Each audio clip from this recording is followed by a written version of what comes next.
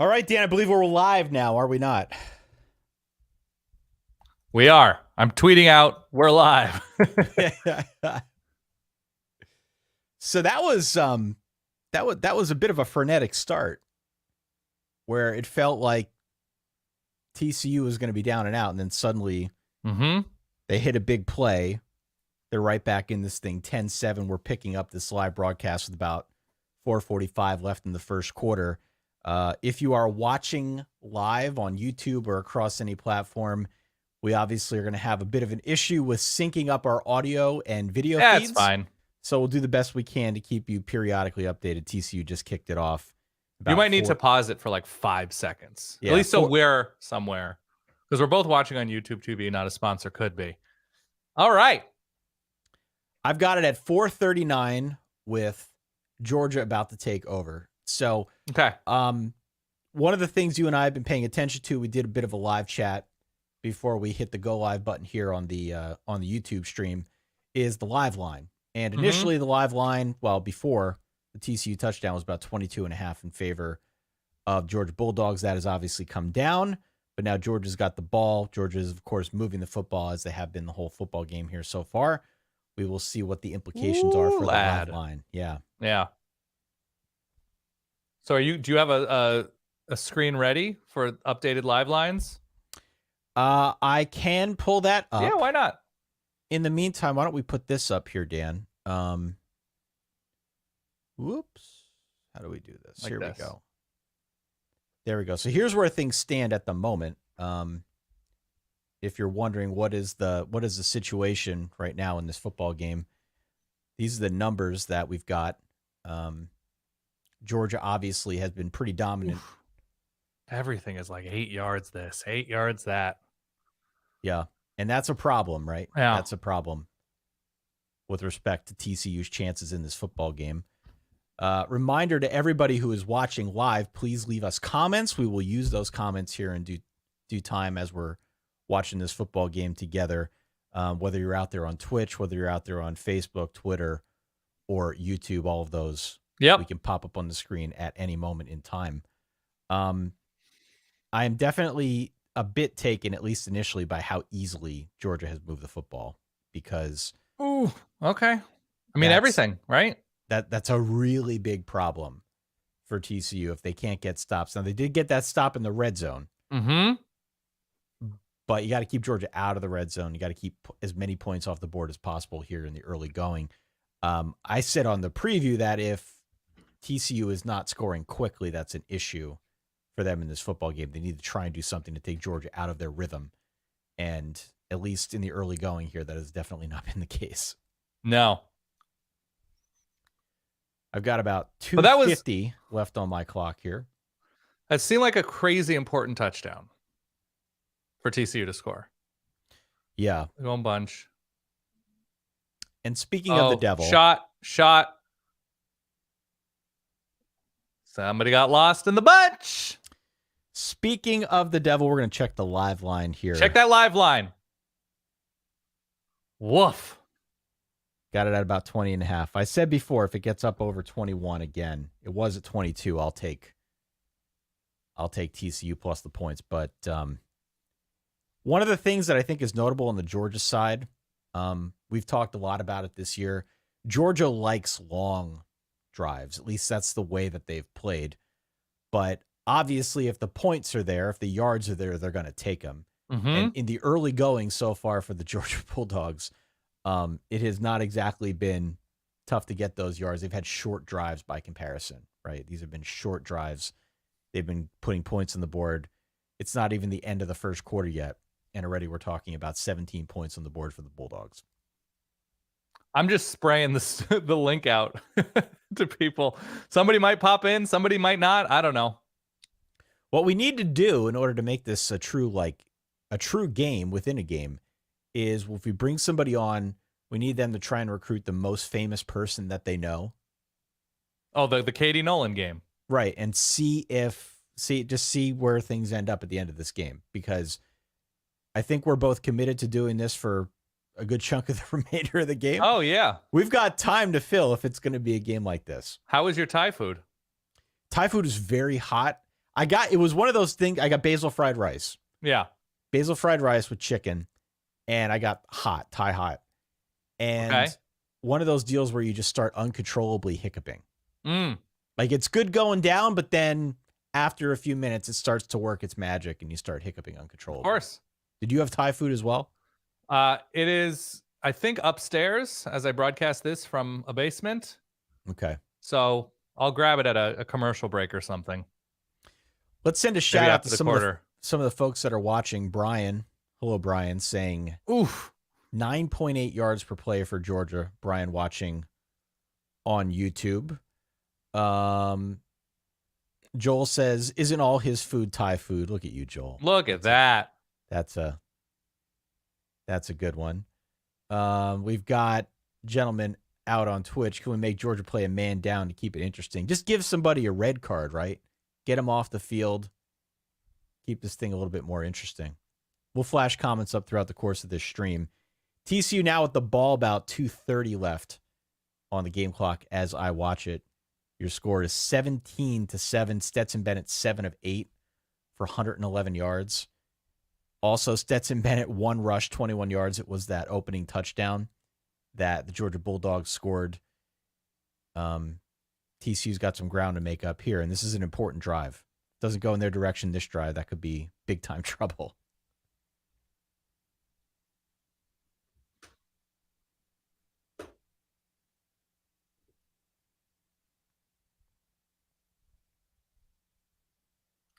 I like DeMarcado.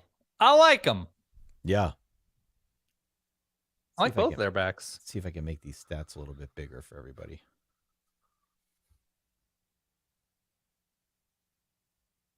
It's a little bit better, a little bit easier to see. Ty, because this game seems like it might get out of hand, I'm going to need you to dial up the Ty. Yeah? Okay. Yeah, we need to keep people engaged. Dial up the Dan, too, of course. Right. Well, I mean, so we just came back from LA, and I can tell you the one thing that was really notable. Yeah. Really notable about the time we spent talking to people previewing this game. You know this because we've been to many of these sites before where we're talking to media members and we're trying to figure out, who's going to win the game, that type of thing. Mm-hmm. Something that often happens is the longer you're around other media people, the more you talk yourself into whatever the opposite is of your gut instinct. And what I always come back to when I mention this is the Notre Dame-Alabama game in 2012. That's exact same part of my brain was being operated on. What? That's not English. The exact same part of my brain went there. Right. So it was, everybody went there. Everybody went to South Florida. Yes, I saw it. It's not good for Max Duggan. Everybody went to South Florida thinking that Alabama was going to run away with that game. Right. And then the longer everybody was around each other, it was like, well, Manti Te'o. No, you mean Alabama run away with the game. Yeah, Alabama run away with it. But the longer everybody was there, more folks started talking themselves into Notre Dame. Who was the Lewis Nix? Nix. Irish Chocolate was the stout, I think. Everett. Yeah, RIP. Everett Golson, right? Like Notre Dame was never going to win a national championship with Everett Golson, but nonetheless, folks started talking themselves into Notre Dame. Notre Dame lost that game, obviously, handily. But you just see I'm going to swear on this because I tend not to swear on podcasts because, maybe somebody's in the car watching it. The fucking closing speed of these guys. Look, I rooted for my team against Georgia. I'm an expert on how to lose big to Georgia. Yeah, man, it's just different. It's just different. Like they're just so ready. They're so instinctual and just the ground they cover. I mean, we saw last year with Nakobe Dean, right? We saw it with the secondary last year.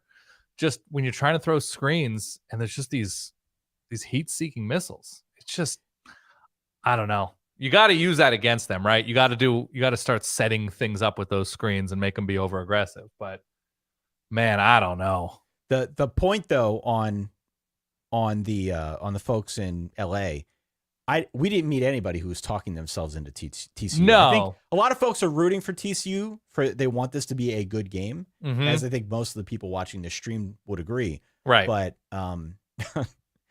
17-7. Georgia's looked really good. By the way, for those of you watching on YouTube, maybe happening upon this stream by accident, I'm sure a lot of folks are Googling ways to watch this game or be part of this game from their home viewing setup. Make sure you hit subscribe wherever you are, whether it's Facebook, Right. Twitch, YouTube, Twitter, anywhere. Make sure you hit follow, subscribe, whatever the button is on your platform. Make sure you hit the button, because we will be here all off season long talking about college football. Yeah. The TCU story has been impressive this season. The TCU story, we got a question at the live show we did, is definitely one that will be told and retold, especially in this era of college football, where so much of the college football playoffs seems a foregone conclusion before the season even starts, right? Yeah. So in and of itself, that's a great story. If they were to win here tonight, if they were to come from behind, it'd be one of the greatest stories in the history of the game, in the modern era for sure. But not feeling that way here in the early going. I agree. Do you ever see I don't know if it's a TikTok thing or an Instagram thing, where people will sort of post a video of themselves really sad and dejected on the couch, and it's like 5 seconds after, your team throws a back-breaking pick six, or 5 seconds after your team goes 3 and out for the 4th straight time. Yeah. And it's just slowly in the background, PK, have it. It's great. So funny. So dumb. Wes from YouTube saying, can't pickleball the Georgia offense. Very true. This could be a problem for TCU if they can't hit more big plays. They just hit one on the last drive, right? But that was the MO for TCU all season long. They changed the game with big plays. They changed the game with quick strikes. They're able to weather the storm in the 4th quarter. So they're going to need many more of those if they want to make this thing happen for them this evening, being down 10 points. Thank you, Wes. So I sent out a few invitations and heard back from one person specifically. I've heard back from a few people, but heard back from one person. Let me know when you want me to join. Currently, a family member is getting massaged in the room next door by somebody so strong it makes him uncomfortable. Okay. I don't know what that means, but okay. PK. Oh, man. I wish I could say it's surprising that the game started out this way, but I don't think I can. It feels very fitting, right? 4th and 6.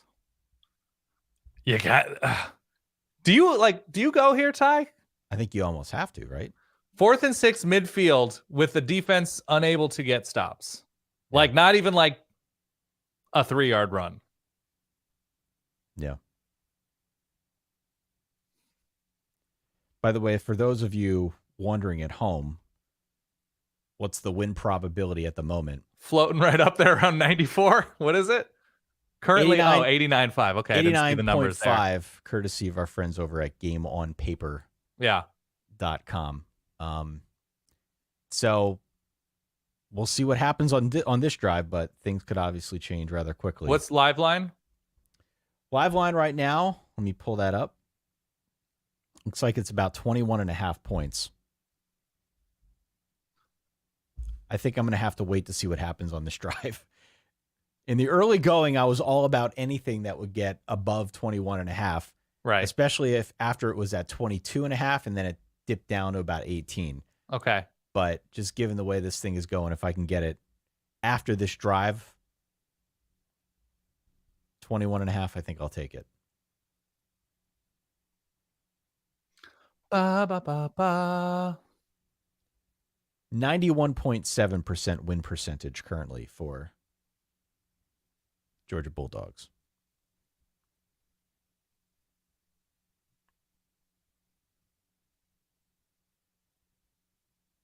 Oh, he wanted that. It's one of your favorite phrases, Ty. It's just pitch and catch out there. It's just pitch and catch. I don't know who that was an impression of. Yeah. It's just pitch and catch. It doesn't seem like they're really able to get the Stetson Bennett at all. No, not at all. I mean, you won't have to do laundry after this game. I mean, look at that. Look at that protection. When you've got all day to throw it, it doesn't matter what quarterback it is. There we go. There it is. Good God, man.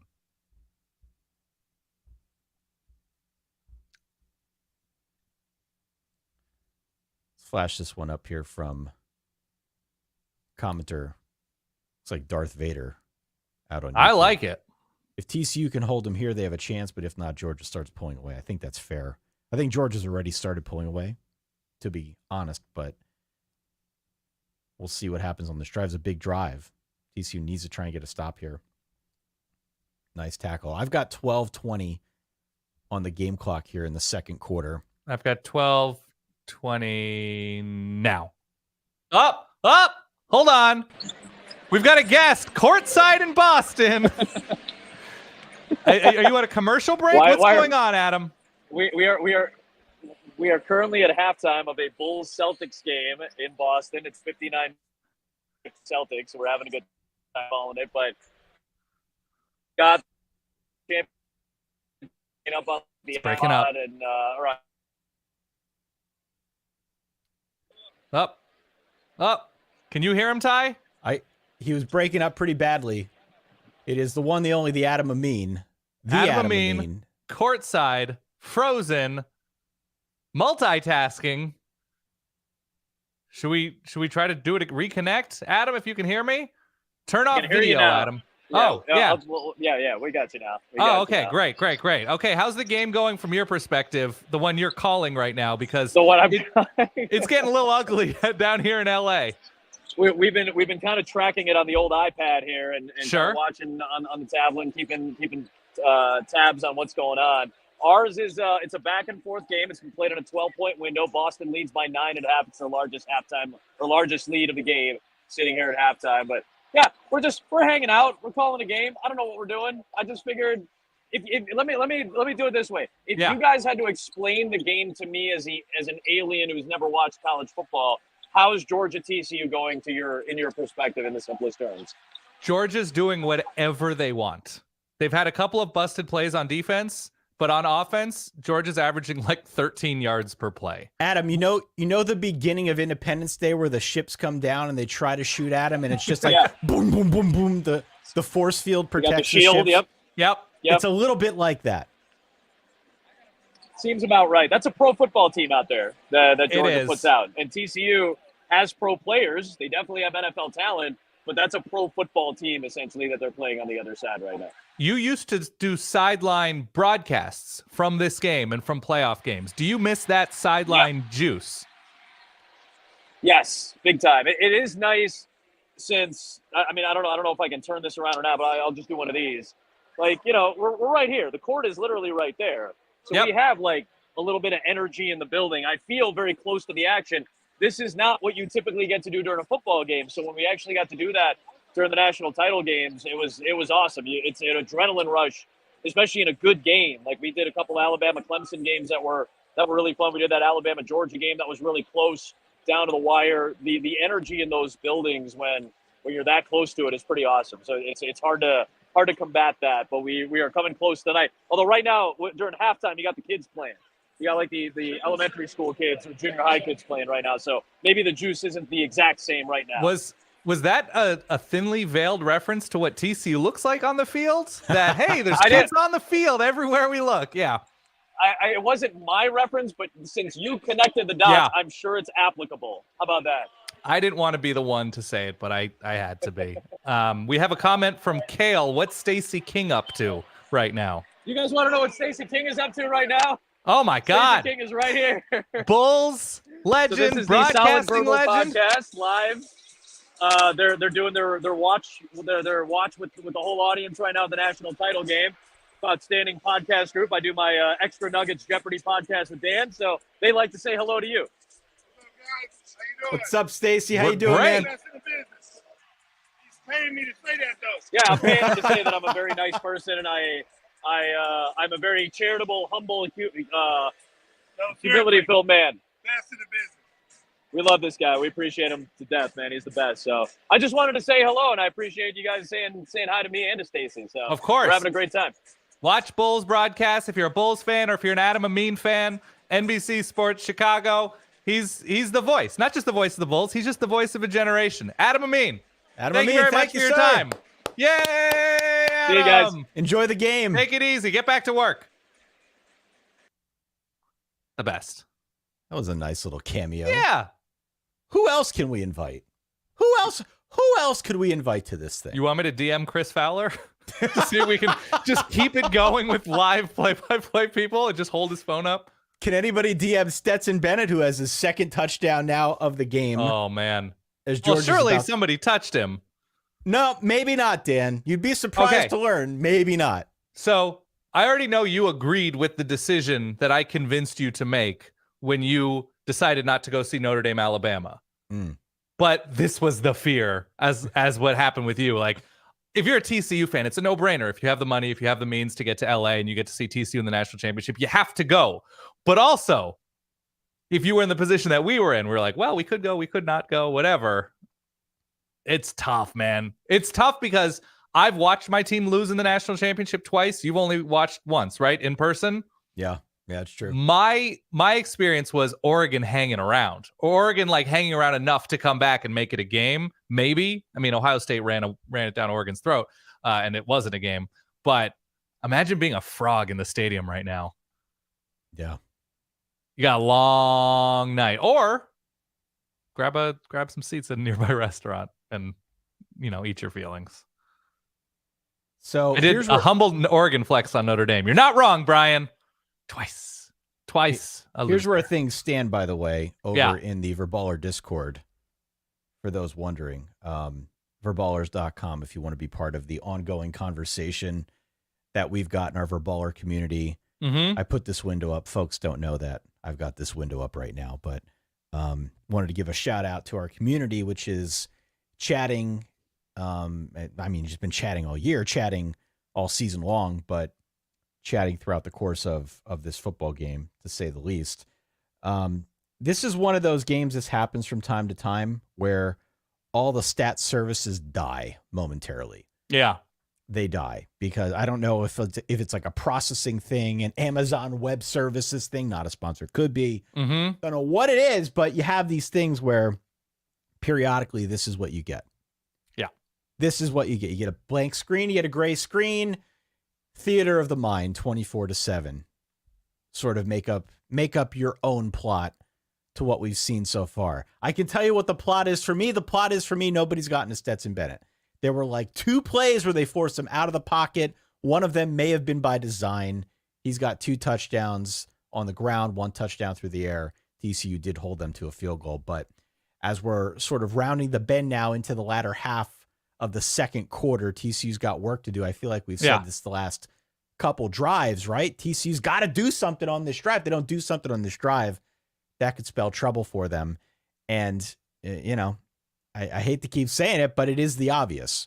It is the obvious. They need to stop, and they need some quick scores if they want to get back in this thing. Otherwise, that live line is going to keep juicing way up. I haven't looked to see what it is, but right now I'm feeling okay about not jumping in on when I did earlier, or when I didn't earlier, because there's a lot of room to grow here for the Bulldogs. I'm going to post something, Ty.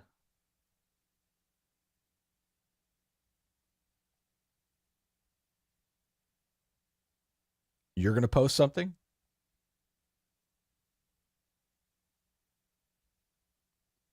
What are we posting? I'm just putting up a little ticker down there. How's everybody doing? How's your Monday? Anything you want us to talk about? It's essentially a prompt. I just need some feedback here.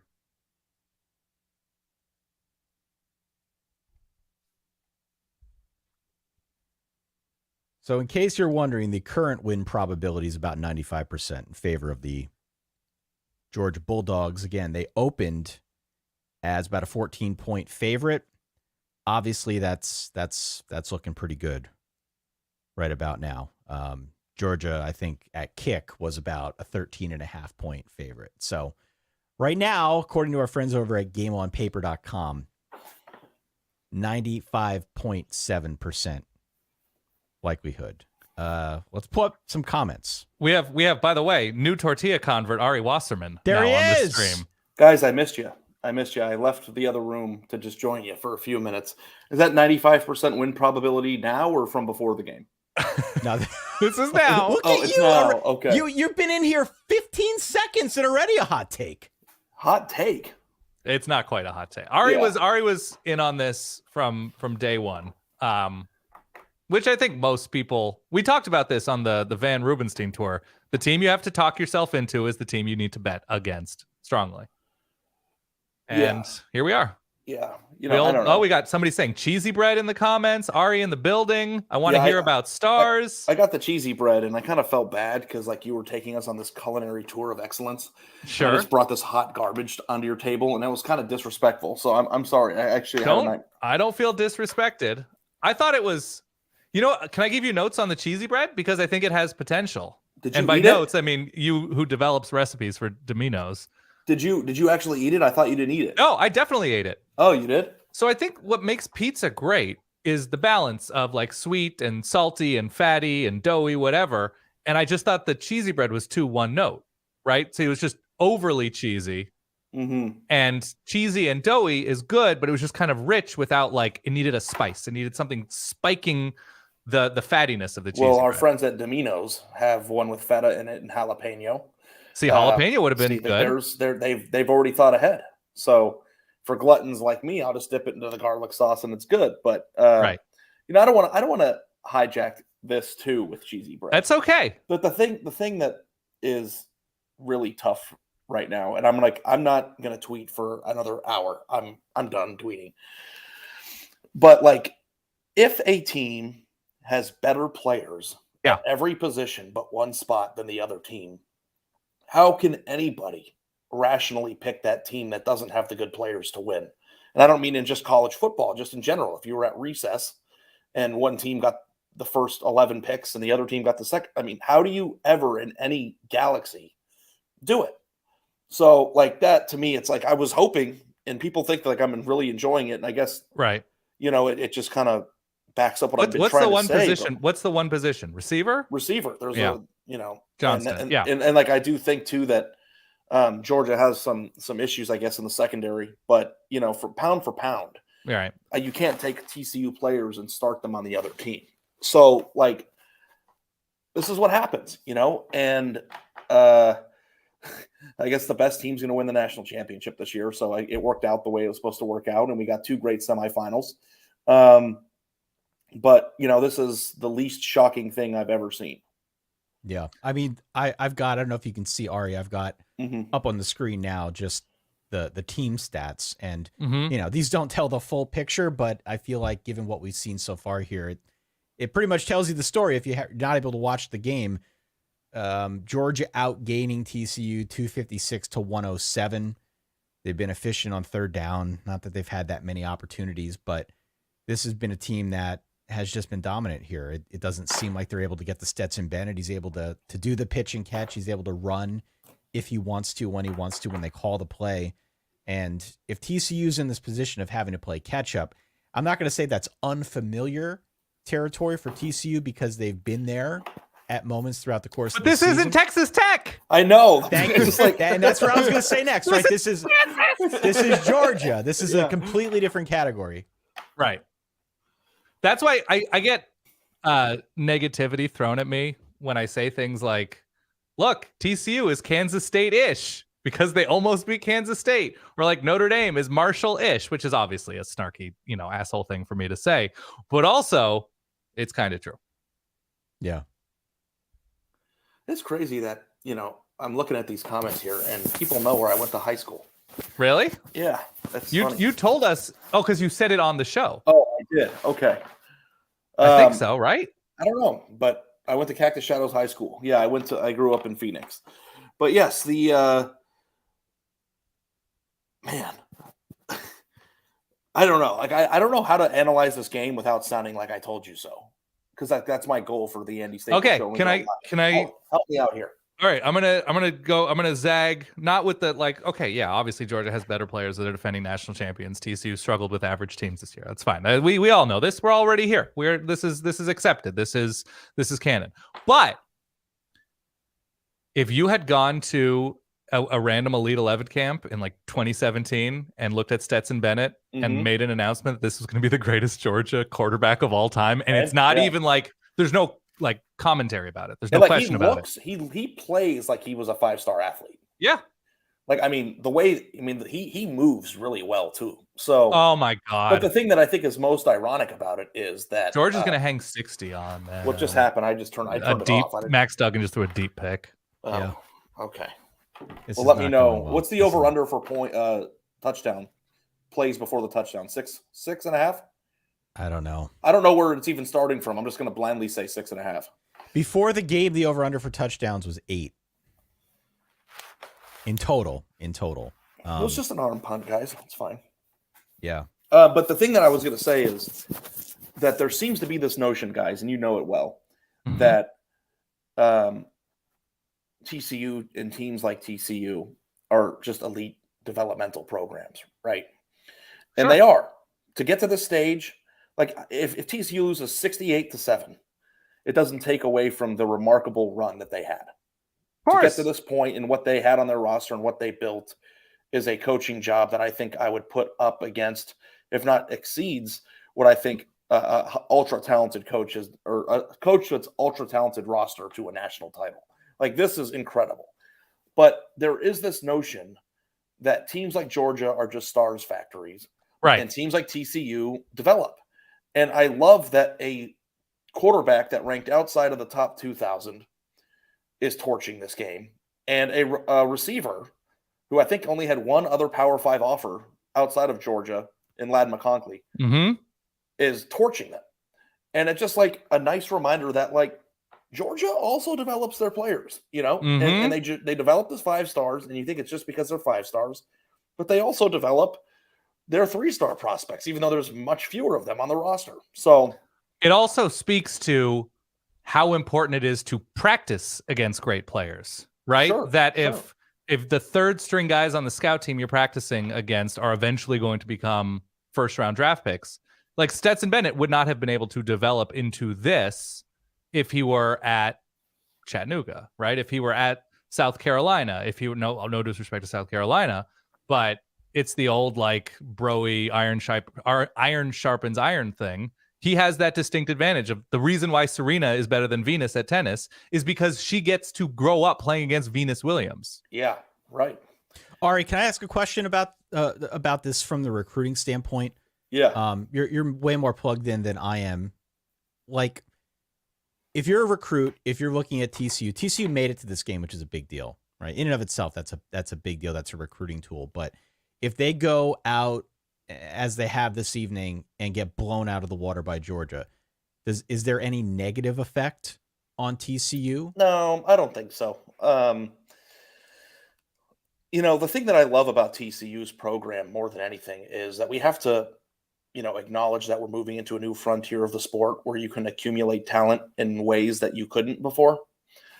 And TCU, if nothing else, has shown that it's a remarkable program with a coach that is a genius. I mean, I think I can say it, but also it's located in the DFW area, and there are a lot of elite level players, not only in the DFW area, but in the state of Texas, that make it a incredibly great place to transfer to. Oh yeah. So the fact that they have shown that they can play at a high level and put themselves on this map, you know, winning a playoff game, I think is a huge deal. Because as I said on the especially as a Big 12 team who have never done it. Yeah. And like on the taco bus, I was just saying, like, this Georgia TCU game should have been a semifinal if the seeding didn't, you know, work out the way that it did. And if they would have just lost this game in the semifinal, the way that they're losing this game now, you might have been able to kind of put that in the category along with like the Washington loss and some of the other one-offs, the Cincinnati loss from last year. But winning a playoff game, I think, and playing on the stage with the entire country watching on a Monday night, I think is proof of concept that the coaches that are leading that program can put them in a position to compete at a high level. Now, I don't know if the transfer portal is ever going to neutralize these talent gaps. Right. We'll have to see. I don't know if a team's going to welcome in 35 transfers and then be built like Georgia and win. I mean, who knows Oregon's what the future trying. holds. Yeah, and teams are trying. Yeah. And I think that you can flip a roster fast, but I don't know if you can flip it to the point where you're stacked like Georgia is. No. Like, I think that in order to be what you're watching on TV, that has to be done through the high school ranks.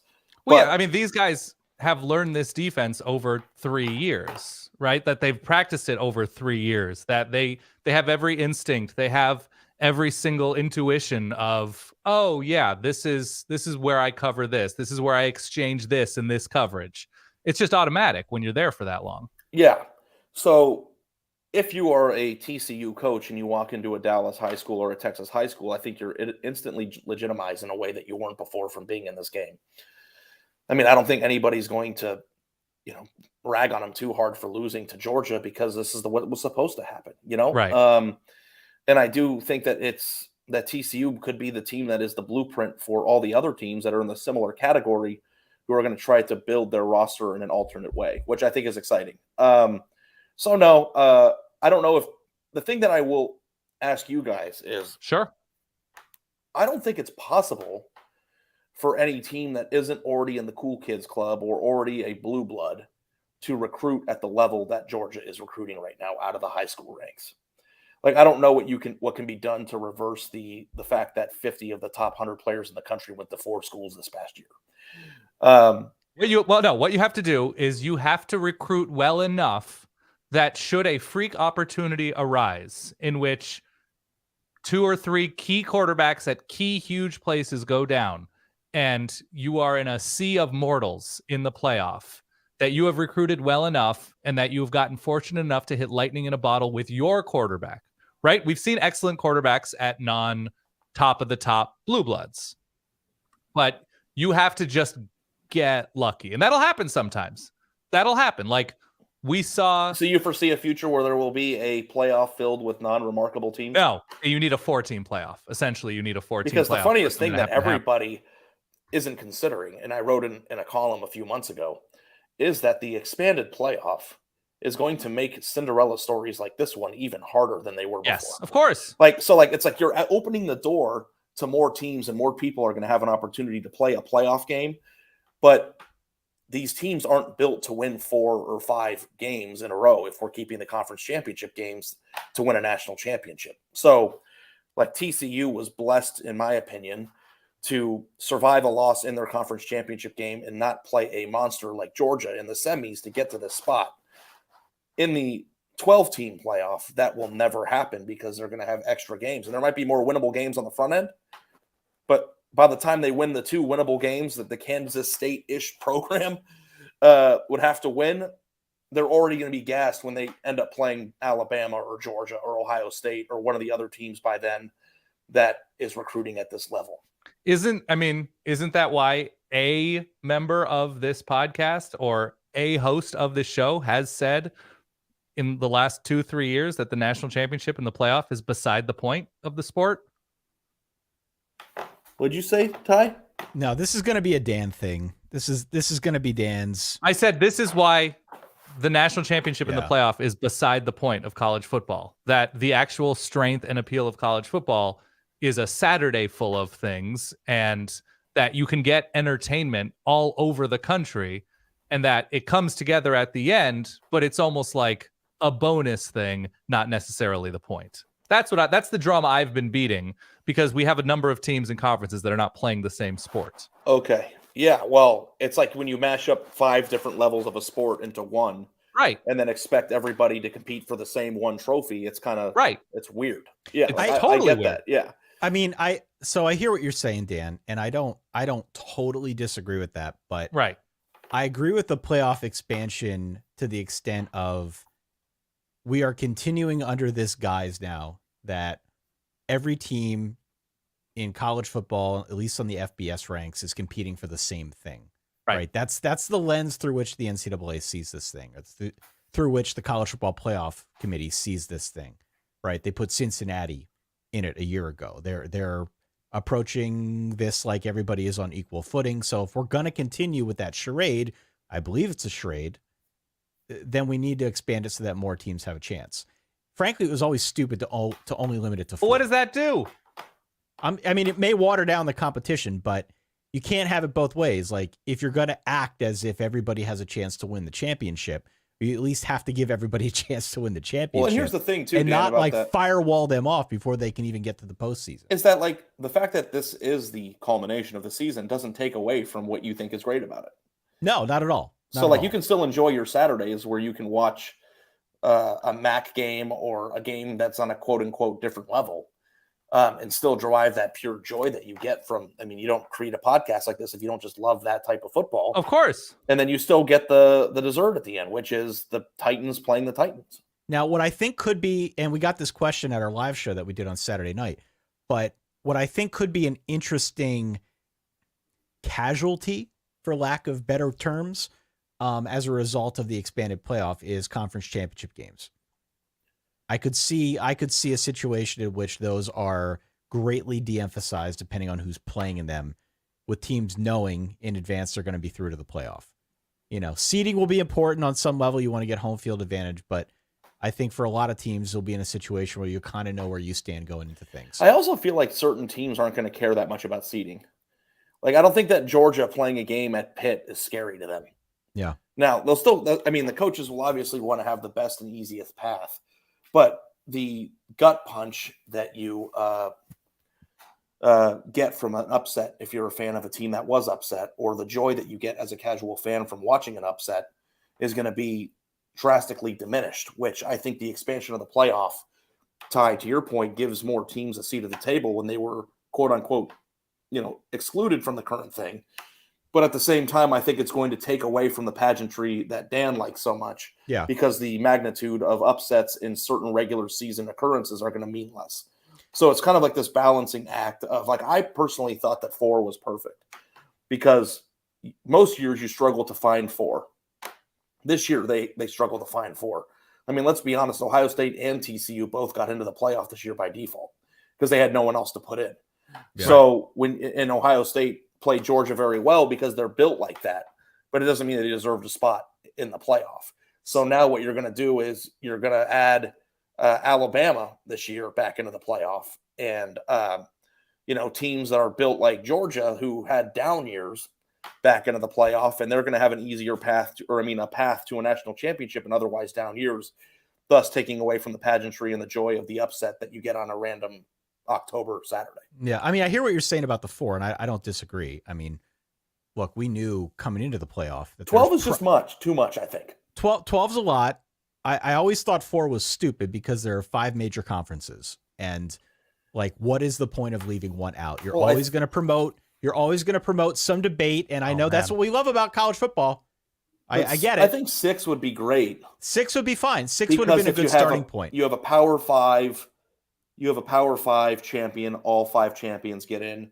Then you leave one for the highest ranked Group of 5 conference champion. A wild card or something. A wild card or something. Yeah, I guess absolutely. The committee could pick that team at the end of the year, or you could use rankings. And then you would have but then you're making it like the NFL. So like the thing that's really difficult about college football is that we all like it for our own reasons. Sure. Because it's diverse enough for us all to like these different things. What Ty likes about the sport and what Dan likes about the sport might not be what I prefer about the sport, but it all exists for everybody. So when you talk about crowning a national champion and what it's supposed to look like at the end of the year, it's difficult because there's no way to do it. Because even if you do have guaranteed spots and take away the debate, you'll have the people who love the debate. I love debating college football playoff stuff. It's my favorite thing to do. Do you think we're here because Dan Wetzel bullied everybody into expanding away from the BCS? Great book. It's a very good book. I think I think that was not a small deal. I think we had something great with the BCS. I really do. I really think there is something to scarcity and the VIP within the VIP that once you get to 4, then you're going to actually see that how exclusive the club is. But then if you have 2, you always leave the window open for lightning in a bottle undefeated. Yeah. Yeah. You know, I didn't hate the BCS. The only thing that I didn't like about it was the computer. Yeah, it was obtuse the way we got the teams was not super But transparent. if you wanted to make a case that you could have a committee to pick too, I would listen to that. Sure. Yeah, I could never get comfortable with the fact that a computer was picking, and that. Well, no. The computer wasn't picking. There were people. There were 2 polls. There were a bunch of computers, and it was weighted in very specific ways. But the thing that was that the formula and they was modified hidden it, too. Dan. They modified it. Like the computers were de-emphasized over the course of time. Like, and like the AP poll figuring so heavily into it when people on the AP poll don't even watch the games and they're voting was kind of weird to me. Like if you go watch the AP poll, like I voted in the AP poll. I was so busy covering the team I was covering that day, I didn't watch all the games. And then at the end of the night, you have to fill out the list, and you just look at the ESPN scoreboard. So there was no thought to it, which, was tough. But, I think 4 is perfect because I always felt like there were some years where you left out a 3 where you're like, that team probably could have won the national title. Whereas 5, I don't ever feel like the 5th team is somebody to feel bad for. And I think that we can both objectively agree that in the 4-team era that they've gotten it right every time.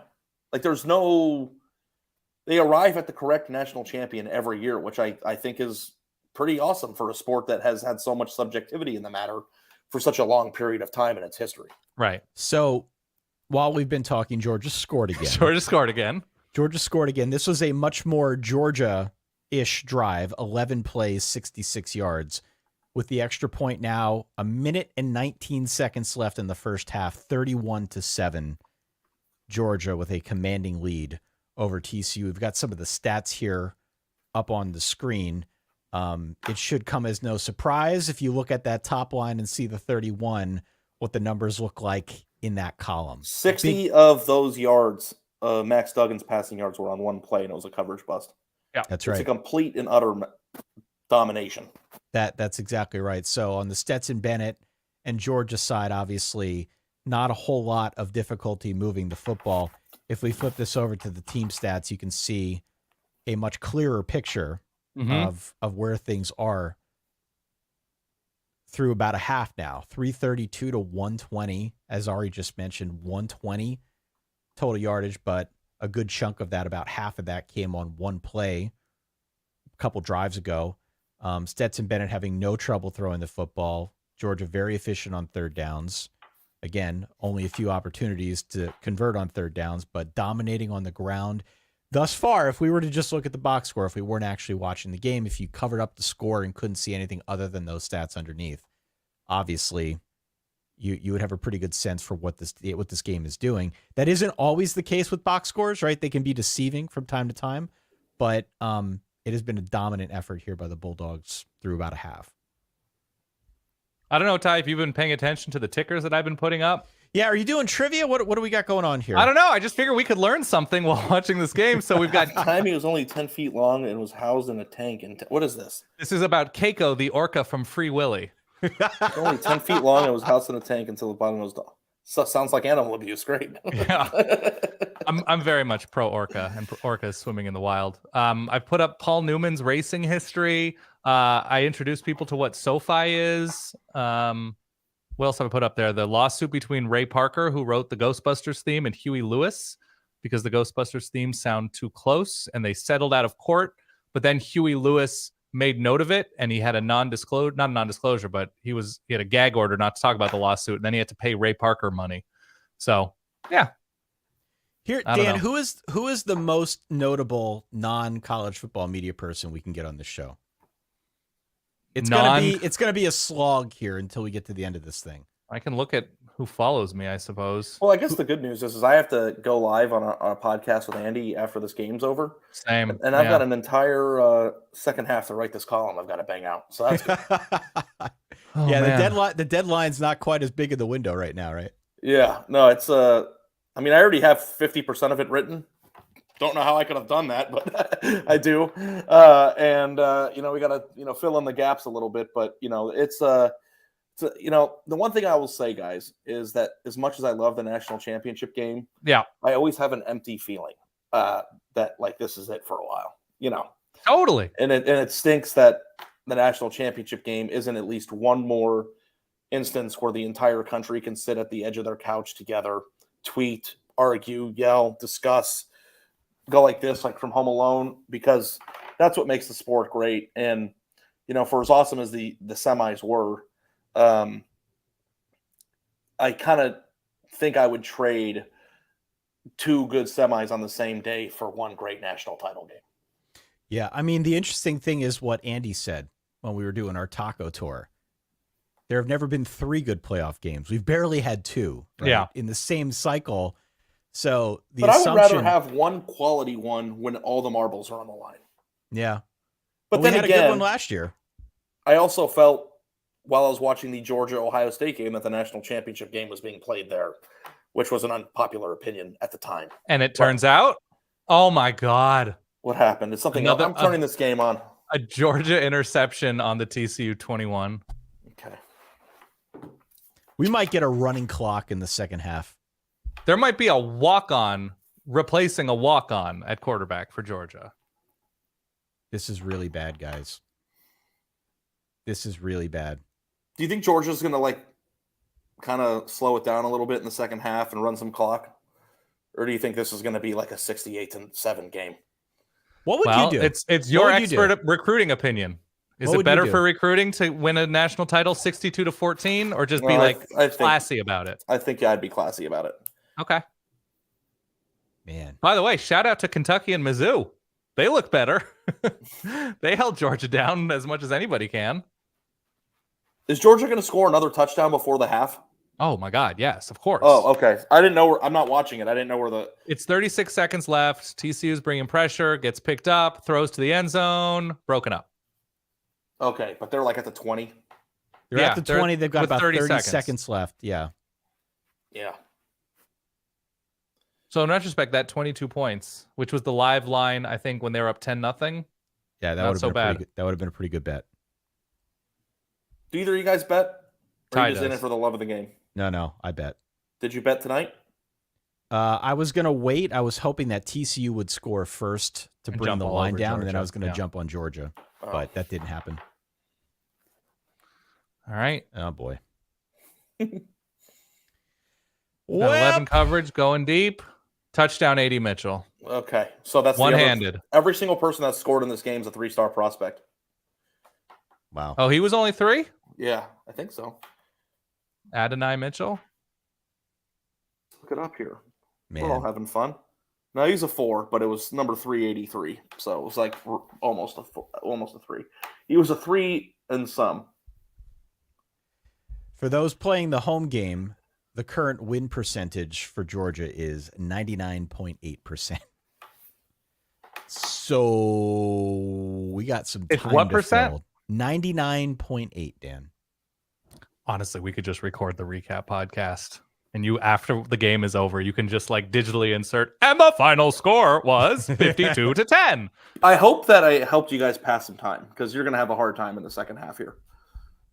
Yeah, I don't know what we're gonna do, Ty. This is why we need to find the random notable people to come on this. We didn't actually promise 4 quarters of watch along. We just said watch along. Yeah. What's for dinner, Ari? So today, I am. Remember, I told you at the taco truck when I get back to Phoenix. Back to Dallas. I was. The grind started. The grind started. So today I went and I'm starting with a personal trainer. And he kicked my ass for an hour and 10 minutes, and my legs are shaking right now. What did he or she hammer? Today was a leg day. I'm going 5 times this week. So we're doing group by group. So how are you doing? Are you icing after? How are you recovering? I just walked a little bit. You got to ice down. Yeah. And I'll probably take a shower. You're going to wake up with granite in your legs tomorrow morning. No, I know. And I've got to be there at 10 to do it again tomorrow.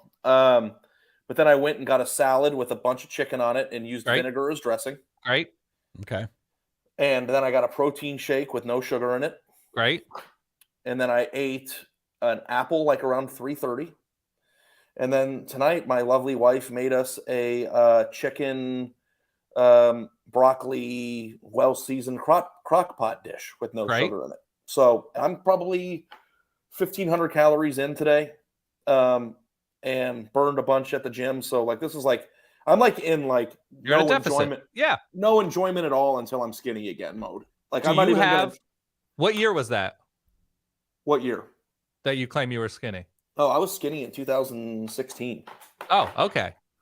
Do you have a celebrity male body ideal in mind as you're grinding out the cows? Like, are Jeff you like Goodman? Ari Hemsworth? What? Jeff Goodman? Jeff Goodman? Sure. No, I don't know. I don't want to look like Liam Hemsworth. I feel like if I had like, I feel like I would look like if I looked like Kanye West's body, where he's kind of frumpy but he's not fat. You know, Sure. I think I would take that. That's not bad. That's kind of an interesting question. I never really thought about that. I think, who did I hear? Somebody was talking to, I want to say Kumail Nanjiani, who himself got jacked, but that's his whole job. His whole job is to look good to be in a movie. Yeah. So he can focus on that all the time. Like we asked a would you rather at Somebody said Jeff Garland in the comments. Jeff Garland, yeah, Jeff Garland. That's what I'm at now. I'm trying to really, and I like get off track all the time and stuff. And like this time, I'm just like, I've got a baby. She's walking now. Like I gotta get into shape. So. Are you against HGH or any sort of PEDs in that way? I would do anything. I would do anything, really. I'll get my stomach stapled. I don't know. We're going to go all natural right now.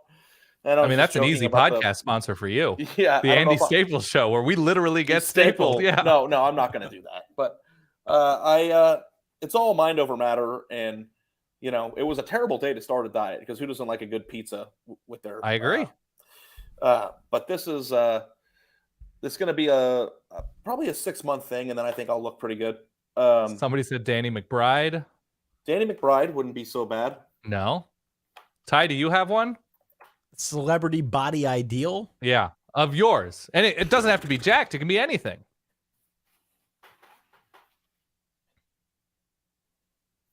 Man, that's a good question.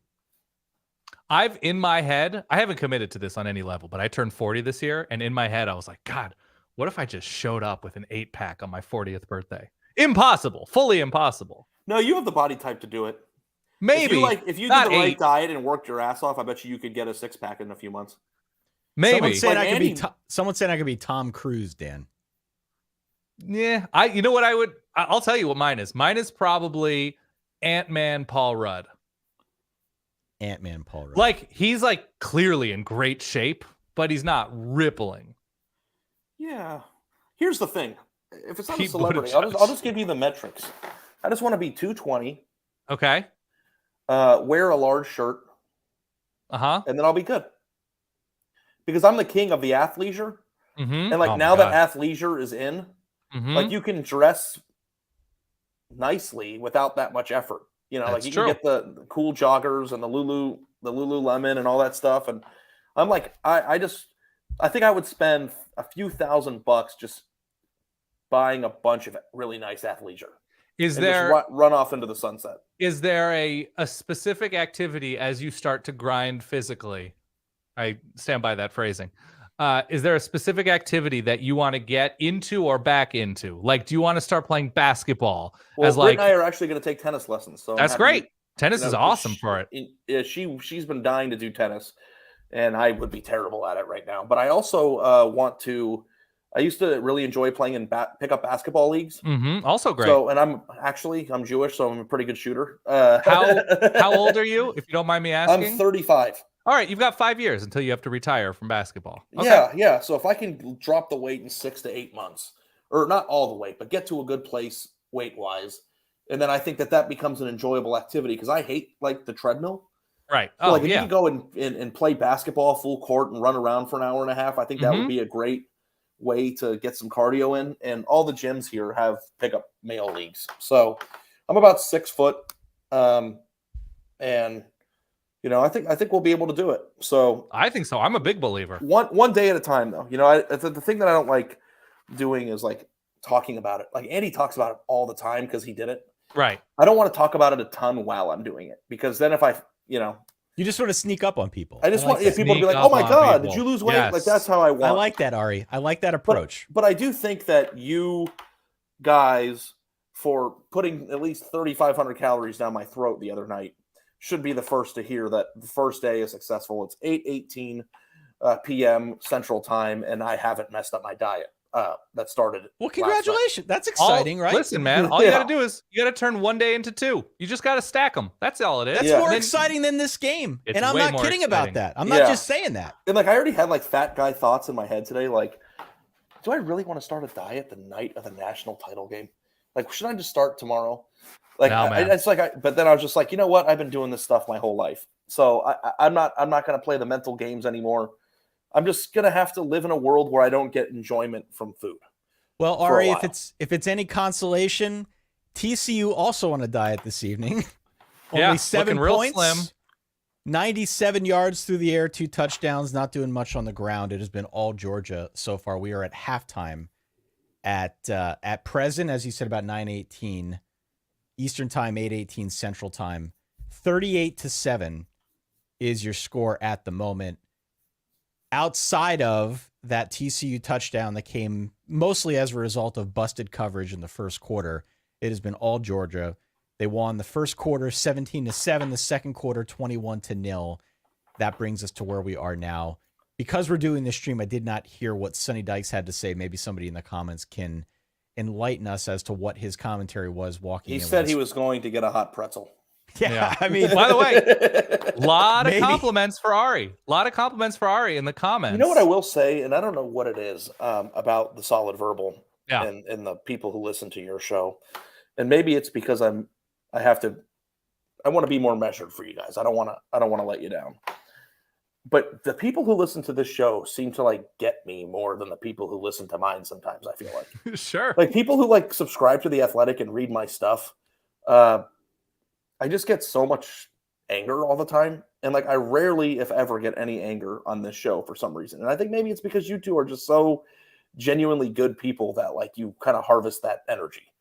I hope. I mean, I don't know if that part is true, but I think what it is also we don't take everything crazy seriously. And I think people understand when you come on, not that you have a shtick, but they understand you to be a person, not just college football media member. So they understand that you get worked up about certain things and they love you for who you are and not for who you're not. Yeah. I hope. Yeah. You know, I mean, it just makes me want to like come on the show more often. Just I want to be with my people, you know? I agree. I'm good. It's a long off season. Yeah, it is. We'll have to, you know, maybe in a month or give me 6 weeks. We'll do a check-in on how it's going. Done. I had this thought of like taking a picture of myself and just saying like day 1, I'm tweeting it out, hold me accountable. But then I thought that was kind of corny.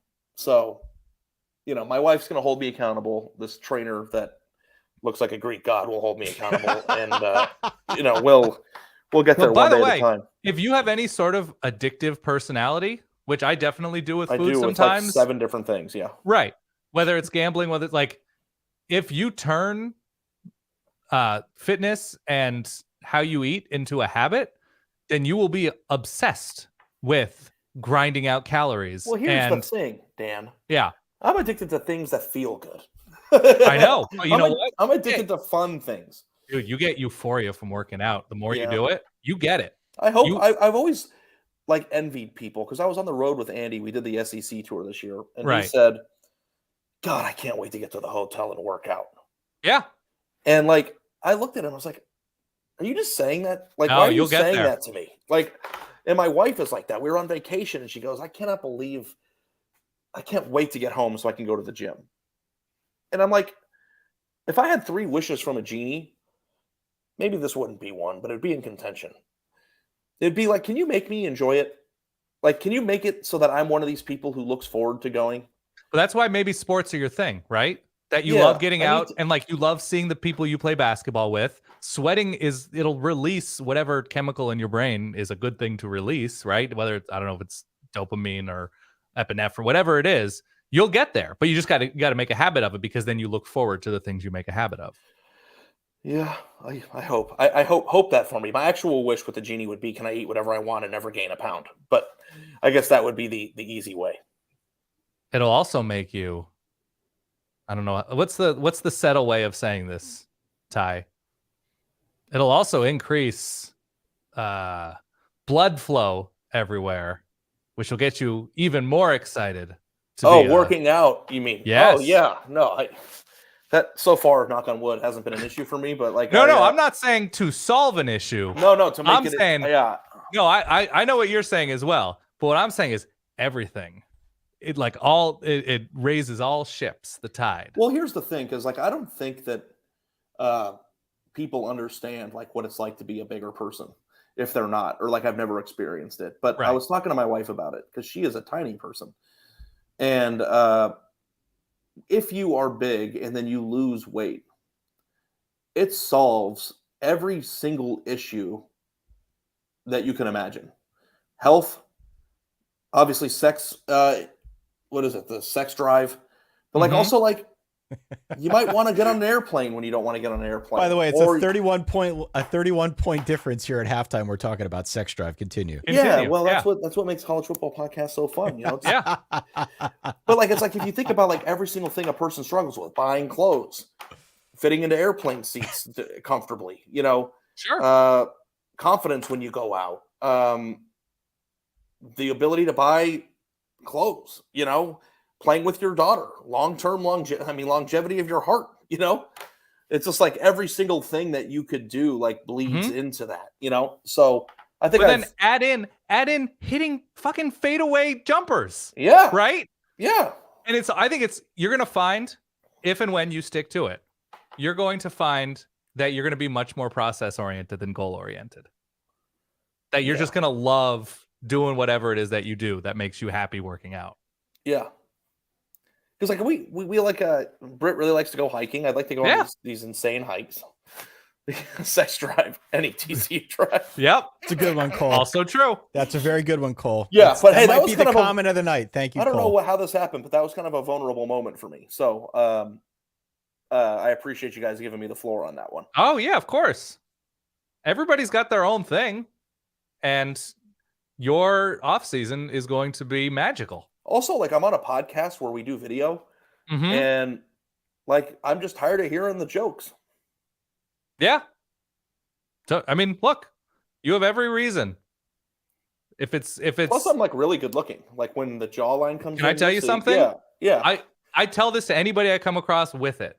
Ty, A+ hairline, head of hair, Ari Wasserman. Look, I'm okay. There are worse people that are 40. I don't have what I had when I was 30. But you've got a great head of hair.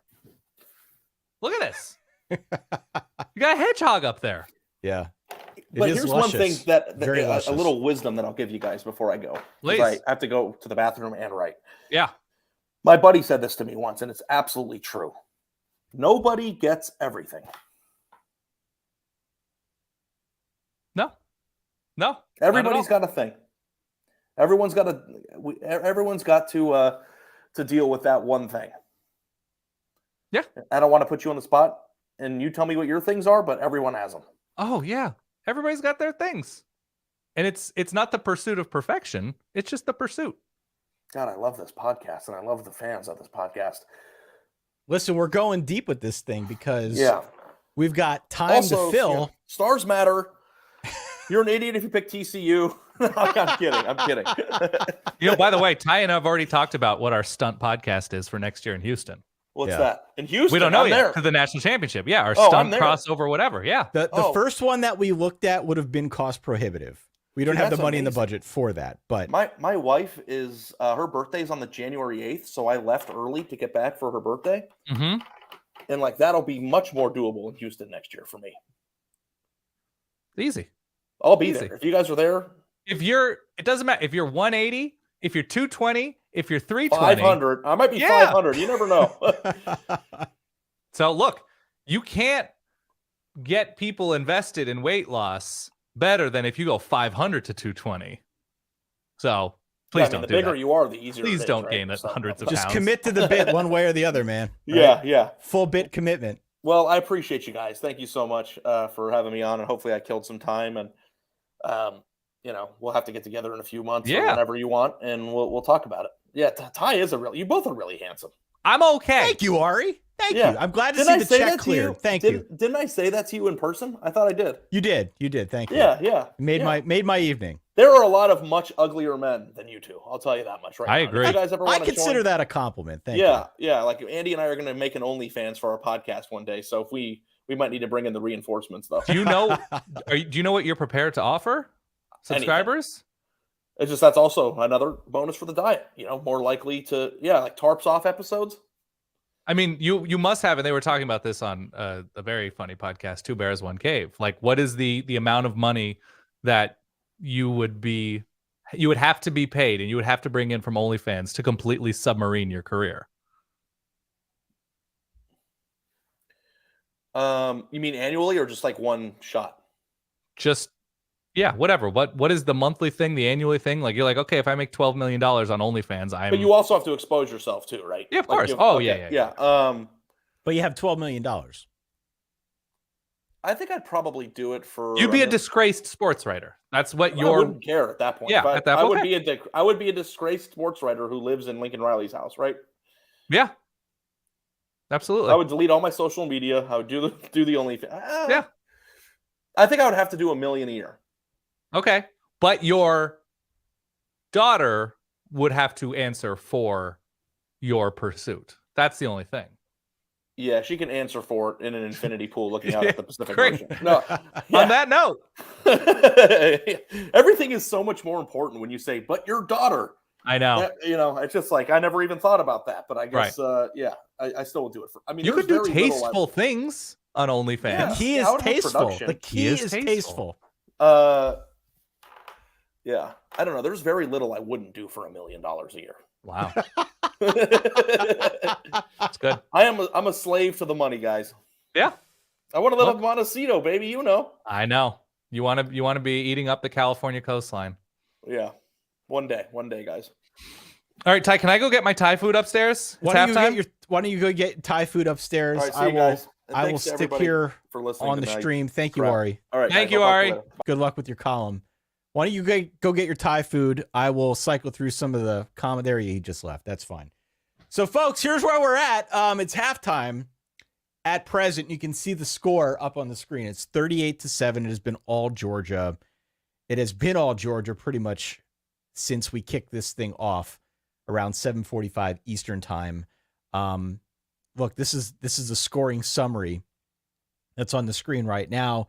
If you look at that, it should come as no surprise, this next screen, which is our friends over at GameOnPaper.com. Their win probability calculated about 99.8%. So not looking very optimistic for TCU. For sure, if they were to come back from this deficit, it would be a story in and of itself, but really a monster-sized cherry on top of what's already been a bit of a Cinderella season. Here's what the stat line looks like for those of you who are tuning in, wondering what's the story of this game. The stats, the box score actually tell a pretty accurate depiction of it. It hasn't been something that has been swung on turnovers one way or the other. It has really just been Georgia being dominant all throughout. You can look at what Stetson Bennett has done. Georgia has not had to really establish itself on the ground in order to take control of this football game. They've done so with defense. They've done so with field position. They've mostly done so with doing whatever they want whenever they get the football. So Max Duggan, 2 bad interceptions, I'd say. That is not the reason they are losing by 31 points at halftime. Obviously, it didn't help, right? You throw 2 picks in the manner that he did, in the situations that he did, that's not going to put you in a great situation. I'm curious to hear from folks in the comments what your predictions are for the second half. 31 points against Georgia does not seem surmountable to me. I don't think it seems surmountable to most people who follow college football this season, but TCU on some level has been a bit of a team of destiny to get to this point. So let me know in the comments whether you're watching on YouTube, on Facebook, on Twitter, out on Twitch. We've got folks watching across a variety of different platforms. We've got camps here saying, make Georgia play with 9 on each side for the second half to make it interesting. We joked earlier that maybe a running clock could be a tactic deployed here to make this thing go a little bit more smoothly. Jason just, damn. What more can you say? Posty saying his prediction is pain. Paul predicting 100. Georgia getting to 50 points, and then the bench gets cleared. I could see that happening. Aaron saying Hypnotoad hitting the ceiling. J Rockstar, more Georgia domination. Is this depressing? If you're a college football fan, are you depressed by what you're seeing tonight? I don't think it's unexpected that we arrived at this point. I think if you had told me before the game that Georgia would end up winning 38-7, I would say, okay, that makes sense. I could see a world in which that happens. I did not expect 38-7 at halftime, though. This has really been a all-out trucking by the Georgia Bulldogs. So that part of it to me is definitely a bit underwhelming, and I'm sad that we aren't going to have a good. Maybe the second half will tighten up, or I don't know. Who knows what happens in the second half? I'd imagine Georgia's going to run a lot. On the preview episodes we talked a lot about, well, it'd be great to get one good half, and we could see a world in which that would be a possibility, but does not look like it's going to be the first half, if indeed we're going to get one at all. Shay, here we go. Thank you, sir. Our loyal Verballer, Shay. This game would have been turned off already if not for the live stream. Thanks, Solid Rebel. Thank you, Shay. Always appreciate Shay stopping on by. Here's what's going on over in Discord. You can sign up at verballers.com if you are interested. We've got a bunch of channels that you can see, at least a preview of over on the left-hand side. Our game day thread, which is what's on the right, is where folks talk about games all day, every day, all throughout the course of the season. We won't have many game days to talk about for the next 6 months or so after this one, so we better enjoy the second half while we got it. Big shout out to everybody over in Discord right now. What else do we got here? J Rockstar, I'm impressed with Georgia. I'm also more impressed with Ohio State for having a beauty of a game with the dogs. Yeah, that's a good comment. Ari made a point on our crossover podcast. I think he's made it on his own podcast as well, that the final game should have been Georgia Ohio State, or at least that Georgia TCU should have been a semifinal game and not the final game. You can't control those things, right? I mean, hindsight's 20/20, but I do think that the game we saw, Georgia Ohio State, was not a fluke. I think Ohio State's a good team, but Georgia obviously a little bit more experienced in those key situations. They were able to get the job done. But that's a really good comment. Thank you for sending that one in. Aggie Jason. Trying to sell my house. Showing tomorrow. Now I have no excuse to make damn sure it's looking great. Good luck to you. Good luck to you. Okay, what else do we got here? Rob, depressing. Sure. 2 great semifinals and a blowout. Even if my team was in it, I'd expect the same outcome.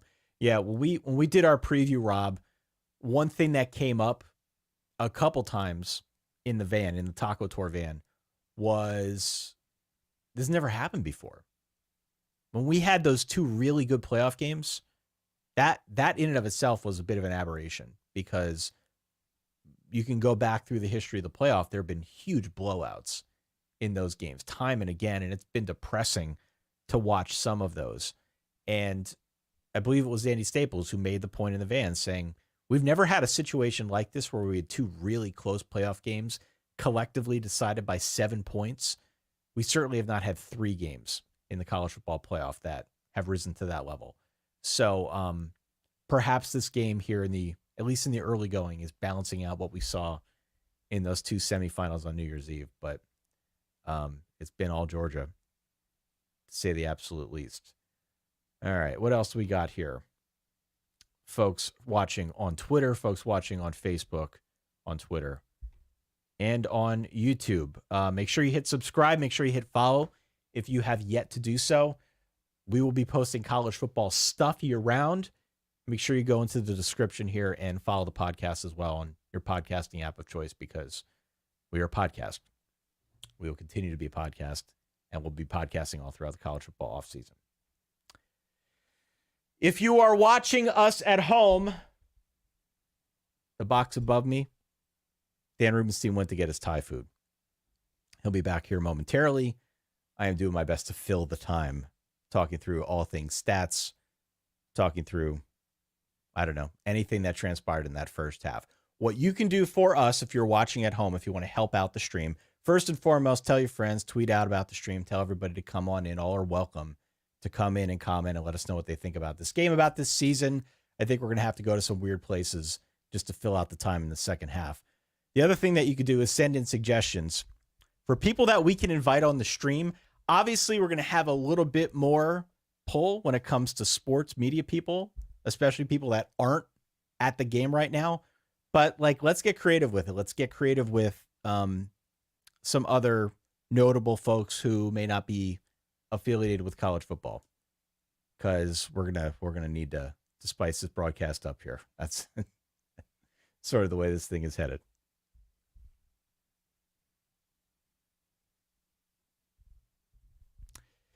Jake wants to know any bold predictions for next year. I think Penn State's going to be really good next year. And I also think I'm terribly biased, but I think Penn State's got a real opportunity in front of them next season. My other team, Jake, is Notre Dame.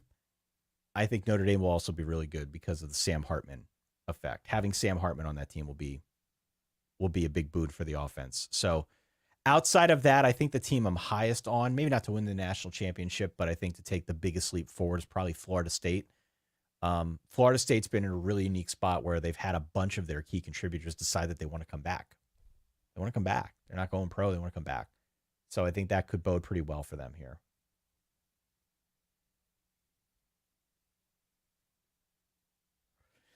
So it looks as if we've got kickoff now in the second half.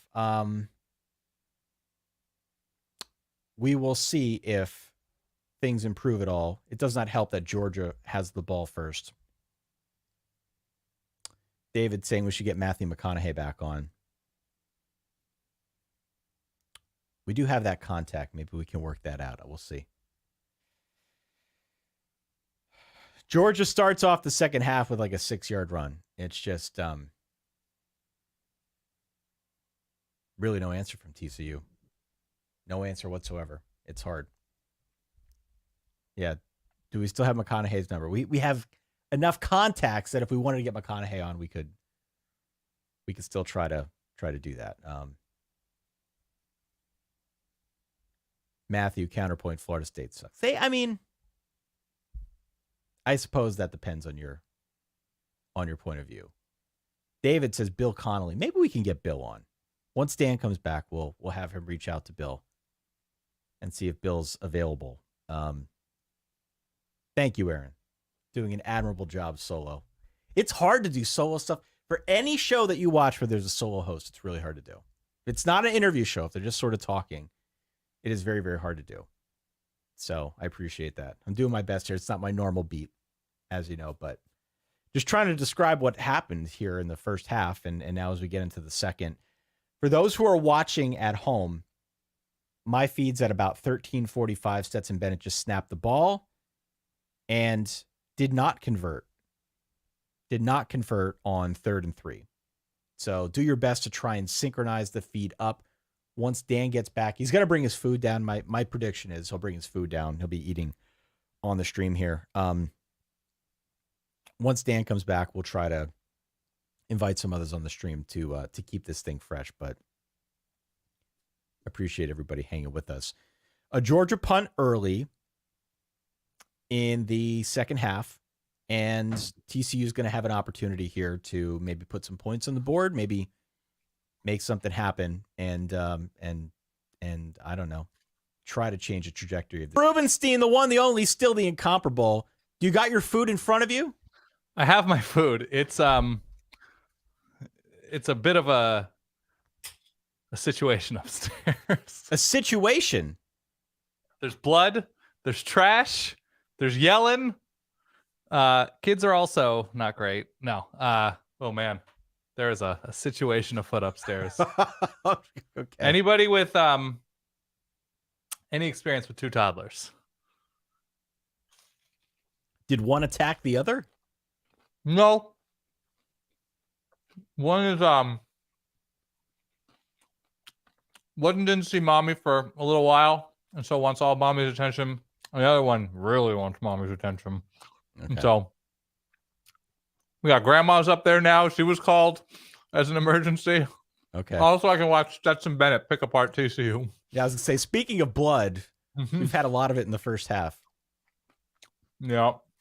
What's your Thai food situation at present? What are we munching on over there? Well, I'll try to show it. I got some egg rolls up here. Okay. A little sweet sauce over there. So you didn't get Thai food? No, it's Thai egg rolls. Thai egg rolls. We got Penang curry, which is sort of a spicy peanut. A Penang curry with chicken and peppers. And there's some greens of some kind in here. I don't know if it's spinach or it's delicious. All right. Is this a place that you've gone before? Definitely. Ooh. And you're satisfied? Ooh, there's some kick there. I got mild medium because Thai spicy, Indian spicy. Yeah. Medium means something different. Yeah. No, it's my palate. It's a sliding scale, right? Mm-hmm. What have I missed in the second half, if anything? Georgia got the ball first. TCU forced a punt. They broke up a pass on 3rd and 3. And so they have an opportunity here to, I don't want to say get back in the game, but they're down 31, right? To whittle the lead down to 24 points earlier in the third quarter. Man. I was asking folks while you were away if this is depressing, if the fact that this game's a blowout is depressing, and was surprised at some of the responses. Folks don't seem depressed by it. I think partially because it wasn't necessarily a surprise that this game might take on this complexion. But also we had 2 really good playoff games to get to this point. Right. And that is kind of a rare occurrence on its own. So getting here in the manner that we did on New Year's Eve, it still feels pretty good. Still feels like it's been a success. So if you had to categorize this, the easiest way to evaluate it is, well, Georgia's way better and has better players, and it's an ass kicking. But TCU is a good team.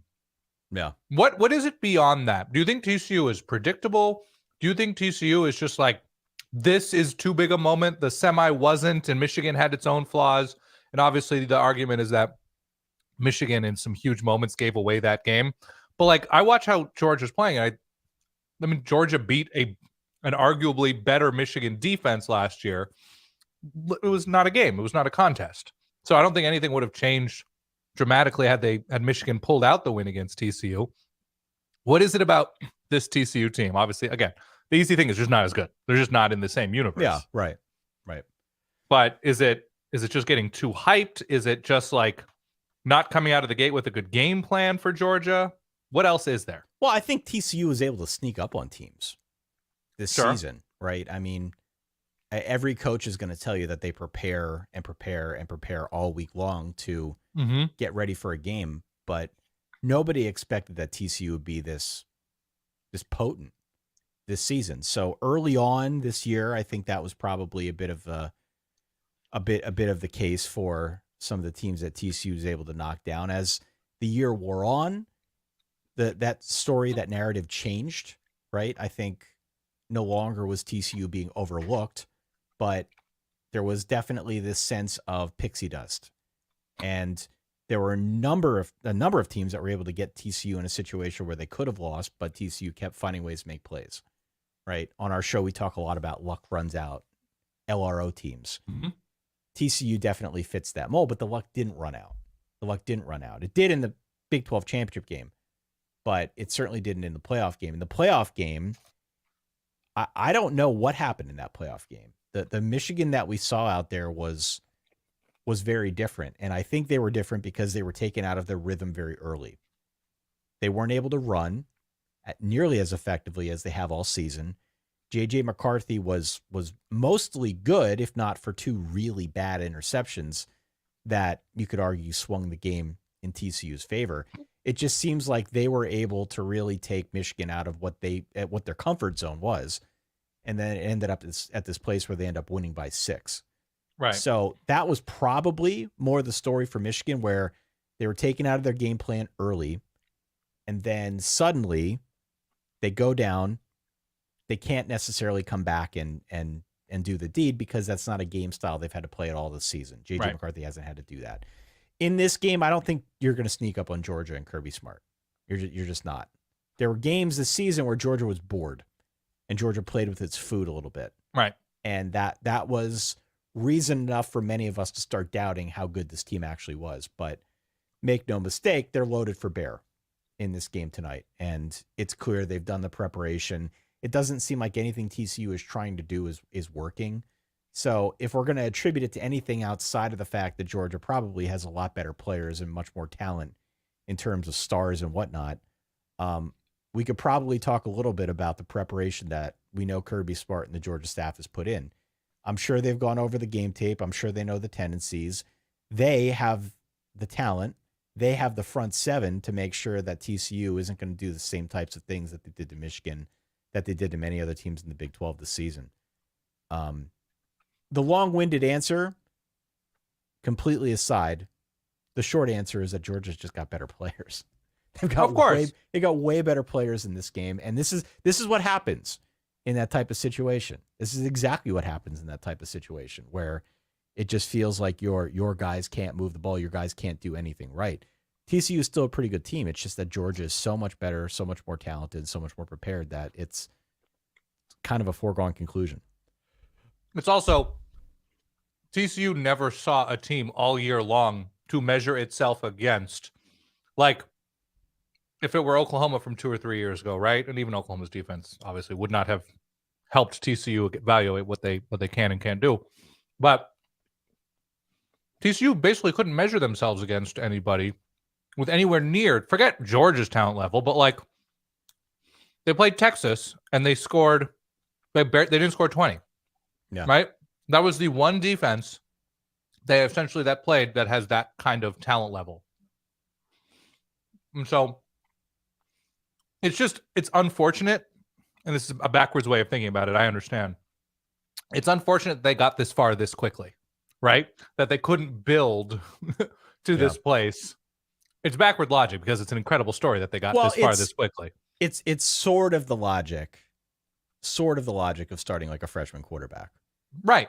Right. You know, putting a young player in a position before they're ready. And I don't know if that's TCU. And I can make a pretty good case that it's not TCU. Another touchdown for Georgia, by the way. It's about to be 45-7. Really nice pass to Brock Bowers. This game is officially over now. Yeah. You could make the case that TCU is not that team, because TCU's got veteran players. I've been making the joke all year. It's the same guys from a year ago. Look where they are. Look how much But better it's a bunch of, like, it's a collection of transfers and like top 30 recruiting classes. Yeah. The counterpoint to that, of course, is the fact they've never been in a game like this. And well, I mean, look, they were in it last week. No, well, yeah. I don't think Michigan performs any better. Man. They're down 38 points now. It's it's not fun to say they have better players.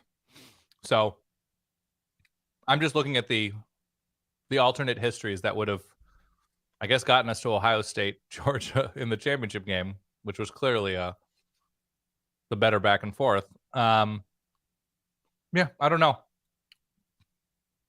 Like, is it better if TCU loses to Baylor and ends up against Alabama or Tulane or something like that in one of those bowl games for just like the trajectory of the program? I still say no. You always want to be there, right? You always want to be in the party. Yeah, you want to be there. So we have a slight discrepancy in that our friends over on GameOnPaper.com have the current Georgia winning percentage at 99.9. ESPN at present has it at 99.6. So the computer's disagreeing on where we stand here, but the scoreboard is not. 38-point spread now after a 22-yard touchdown pass, a really nice pass from Stetson Bennett to Brock Bowers. Brock Bowers, 7 catches, 152 and a touchdown. Stetson Bennett, 263 through the air and 3 touchdowns. He's also got a touchdown on the ground. Is this the most lopsided national champ? Like, we've had a lot. 2 touchdowns on the ground, excuse me. Would have been the, like USC poured it on Oklahoma. Or 2004. It was like a 55-14, 55-17. Yeah. LSU kind of poured it on Clemson. Obviously, Clemson ran away beating Alabama in that Trevor Lawrence freshman year game. But this has felt, because of the talent level on top of the score, it was like, oh man, this isn't fun. Yeah. What other games have felt like that hopeless? Like, I don't think Notre Dame, Alabama felt this hopeless. No, let me see if I can pull this up here, and perhaps we can talk this through. I'm assuming most people can see this on the screen. This is what it looks like. If we go back in time through the course of the playoff, national championship games, we had the 42-20 game, which you know well. We were there. Oh, that was like deep into the third quarter. It was like 28-17. You know, it was like okay, I could see a couple breaks, and then they just couldn't stop Zeke in the end. But right, that was a great game. 2016. We had the Clemson Alabama game, which was close. 2 close ones back to back. This one went to OT. Clemson winning 44-6 or 44-16 over Alabama. That was a big deal. LSU 42-25 over Clemson. Alabama 52-24. I remember that game. That was pretty lopsided over Ohio State. And then last season we had Georgia over Alabama. Georgia with a bit of a that comeback. was last second. Yeah, bit of a comeback in the second half. But I mean, at least through the early going here. By early going, I mean the first basically 3.5 quarters. This one has not felt close at all. Not in the playoff era. This is probably the one that takes the cake. As soon as it went to like 10-0.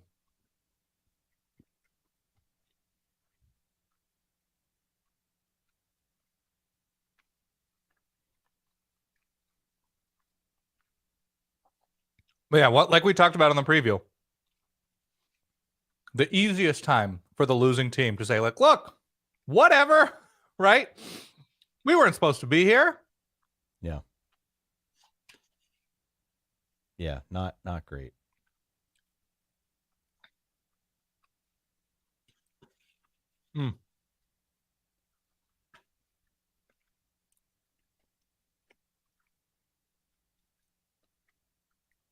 Let's see if I can flash this up. This is some interesting stats here that, again, this is from Game on Paper, a great site. If you're not familiar with it, they do a good job tracking some of the more advanced analytical stuff that we like to talk about on our show. Let me see if I can get this out of there because that's getting in the way. Okay. You know, some of the things that I think are worth noting, like we always talk about these havoc plays, right? Havoc plays are passes broken up. Havoc plays are tackles for loss or sacks, or basically plays that change momentum in effect, right? This is all Georgia. This is all Georgia here. Tackles for loss, all Georgia. The sacks, all Georgia. The interceptions, all Georgia. So they have definitely forced, to some extent, TCU out of their game, which is what you see down here as you go into turnovers, right? And by this measure, what they're saying is that the turnovers have only been a result, or have only resulted in about a 10-point swing. So it's not that it hasn't had an impact, but when you're down 38, when we say the turnovers aren't the reason they're losing, this is why. Right. Oh, man. You ready for... Let me find it.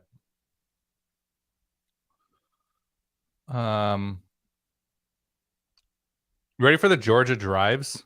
Yeah. I don't have... I guess I could... Is this it? Oh, I'm not using that. I'm not using my my soundboard. Touchdown, field goal, touchdown, touchdown, touchdown, touchdown. punt, touchdown. Wow. Yeah, touchdown, field goal, touchdown, end of half, punt, touchdown. Yeah. It's not on the turnovers. Every single time Georgia touches the ball, they score. Comment here just to let everybody know how boring the game is. Discord is discussing 2000s TV right now. Let's pop in over at Discord. Yeah. Cole saying Friends sucks. Yeah. Yeah. Friends sucks? That's a Cole take. That's not a Ty take. I'm just confirming that that's what's going on in Discord. Verballers.com is where you can sign up for those playing along at home. 8:22 left. Max Duggan under duress throws it away. Unless something changes soon, Dan, I think we have to end this stream at the end of the quarter. Yeah, I think that's right. I think we end the stream at the end of the quarter. I have blood to clean. You got to clean the floors. blood. You got to clean the blood. And at some point, we're going to need to do our recap podcast. It shouldn't be that difficult based on what we're seeing here tonight.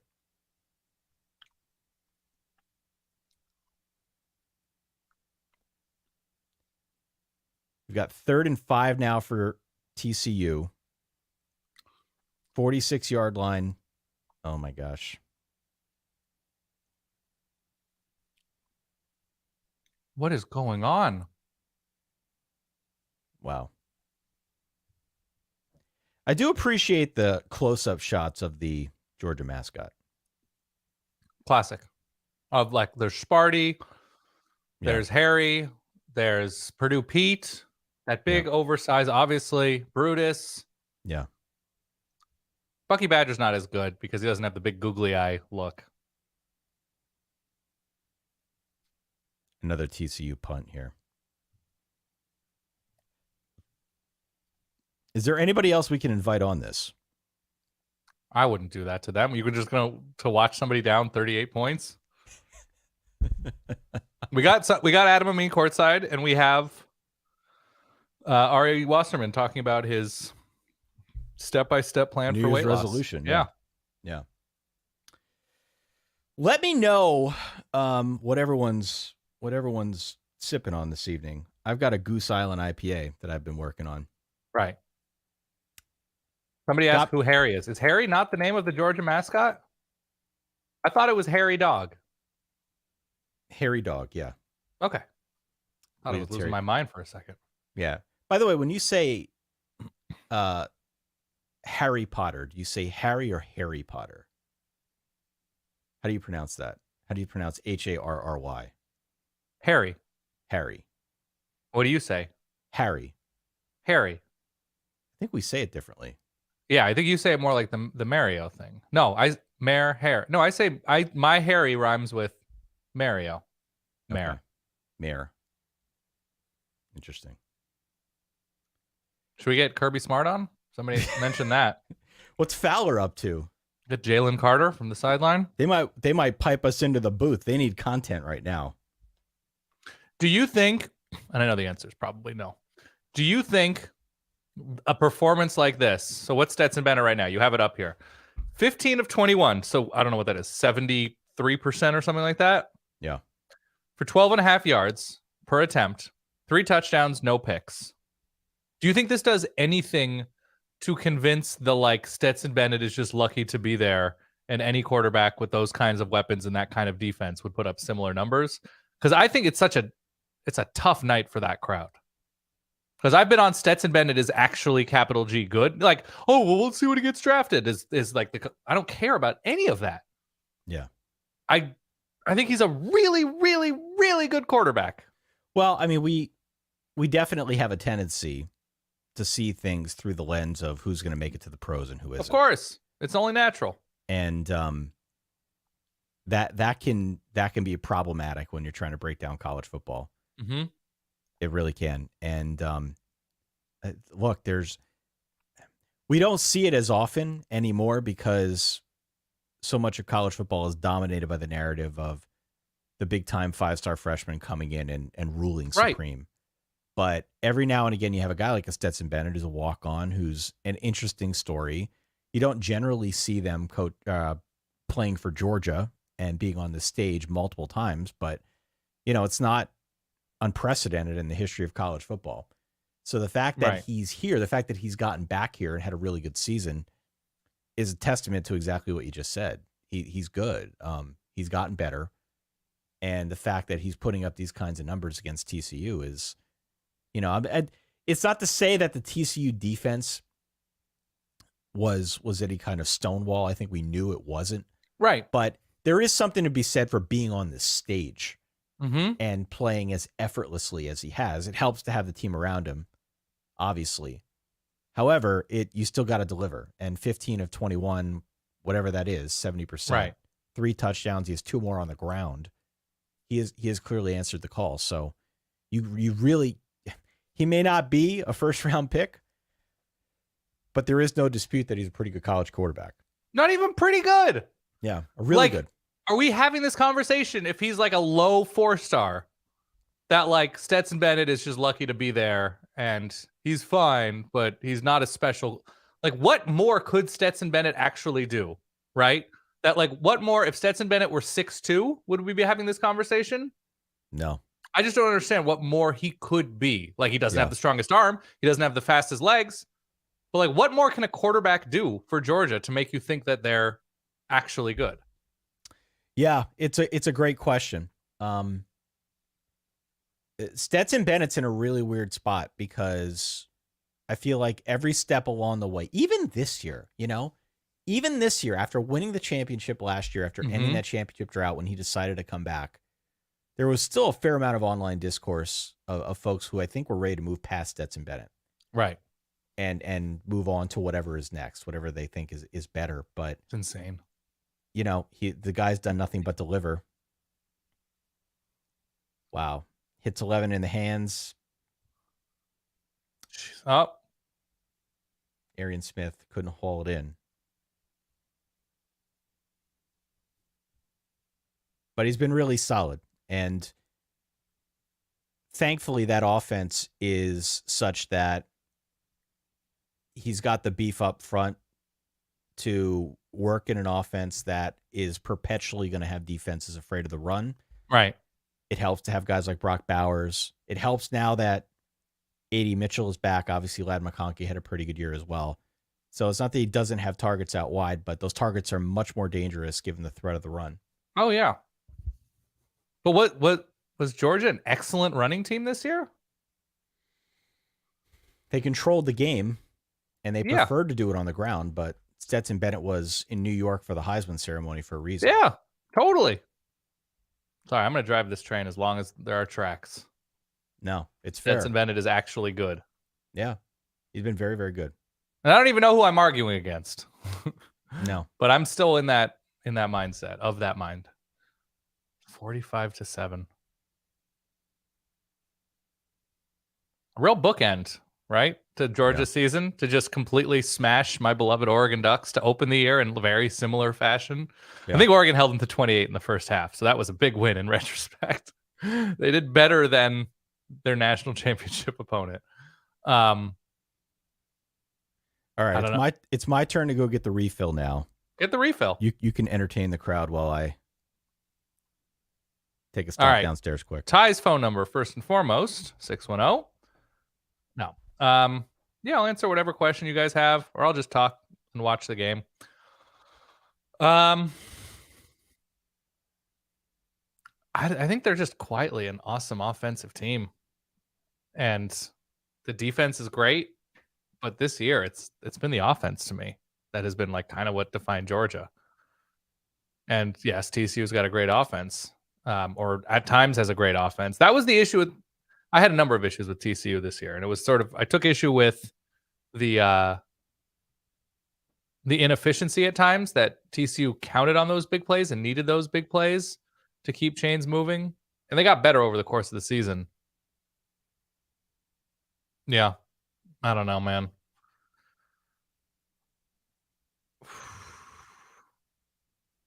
$45-7 with 5 minutes left in the third.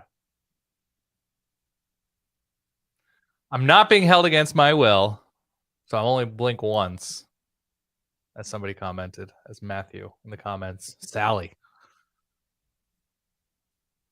Who is that? Is that Kirby's wife?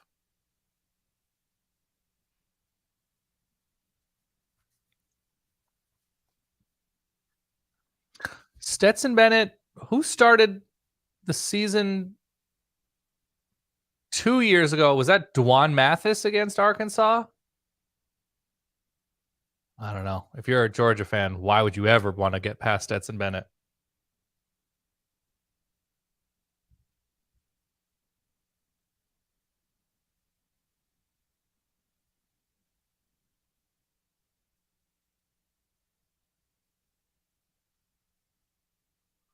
Holy hell.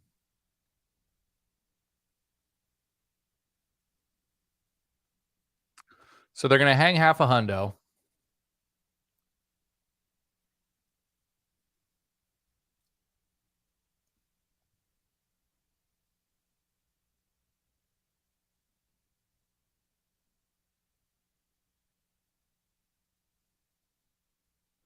This is almost devolving into the feel of opening night in Atlanta, opening night in Arlington. You're like, well, we thought this would be a good game when we scheduled it, but whew, one team way more ready.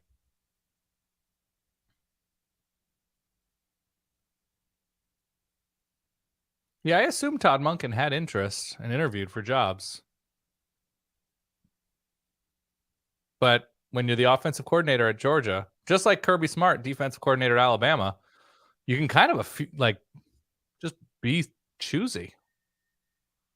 You can afford to, I mean, he's being paid handsomely. You can afford to wait for what you want for a situation that makes sense and a place that makes sense.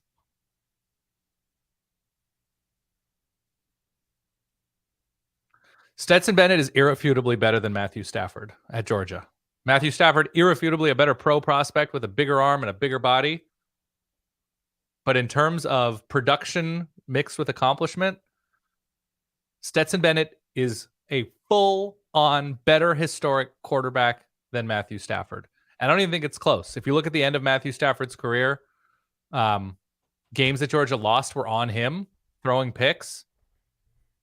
And not that that's not true about Stetson Bennett, but it's a make-miss. It's a make-miss sport. It's a win-loss sport. Stetson Bennett, clearly 52-7. 52-7. Yeah, Stetson Bennett just threw a nice little dime for a touchdown. He has 6 total touchdowns in this game, if you count the rushing touchdowns. Yeah. Wow. Who's texting me? Are these stats helpful for folks watching at home? Let me know. Let me know. It's something to put on the screen. You Yeah. could just put up a feed of your dog sleeping, I guess. My dog just followed me up here. I was going to bring her in and put her on. Nice. But I think she's following my wife into the other room. So I'm gonna I have to wouldn't look at the blame her for not bloodstream. wanting to watch this game. Yeah. Yeah. Would she freak out if she saw Ugga on the screen? I don't think so. She wouldn't bark at the screen? No. She has barked at the screen when she sees dogs on the screen. Right. But you don't think Ugga would get her going? No. Ugga's not at this game, by the way. Oh, really? Ugga is not at this game. They deemed that it was too far to travel Oh, okay. Good. for Ugga, so they kept him at home. If the current Ugga is a male or female? I do not know. Because Ralphie's a lady. Let me see. Current Ugga. Current Ugga mascot. Ugga what number, whatever.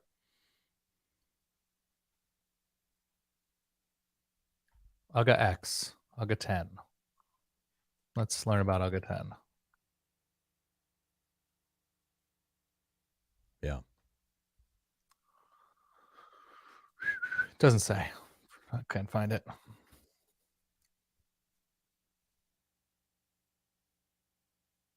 So that you away, yeah.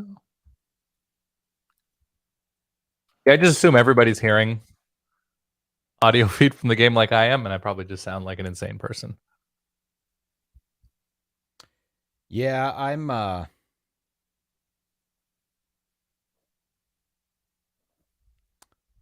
guess I'm not surprised by this, but I wish we had a little bit more to talk about in the second half. Because this is the kind of game that I mean, we're going to have to break at the end of the third quarter. Can we have our Mandel moment? The live line, by the way, is 45.5 points. Oh my God. I should have gotten in, man. I should have gotten in when it was 18. My Mandel moment, is this going to be the lowest rated national championship of all time? Your Mandel moment. Wow. Yeah. The combination of TCU having a very small fan base and sort of known footprint, right? I shouldn't say nobody.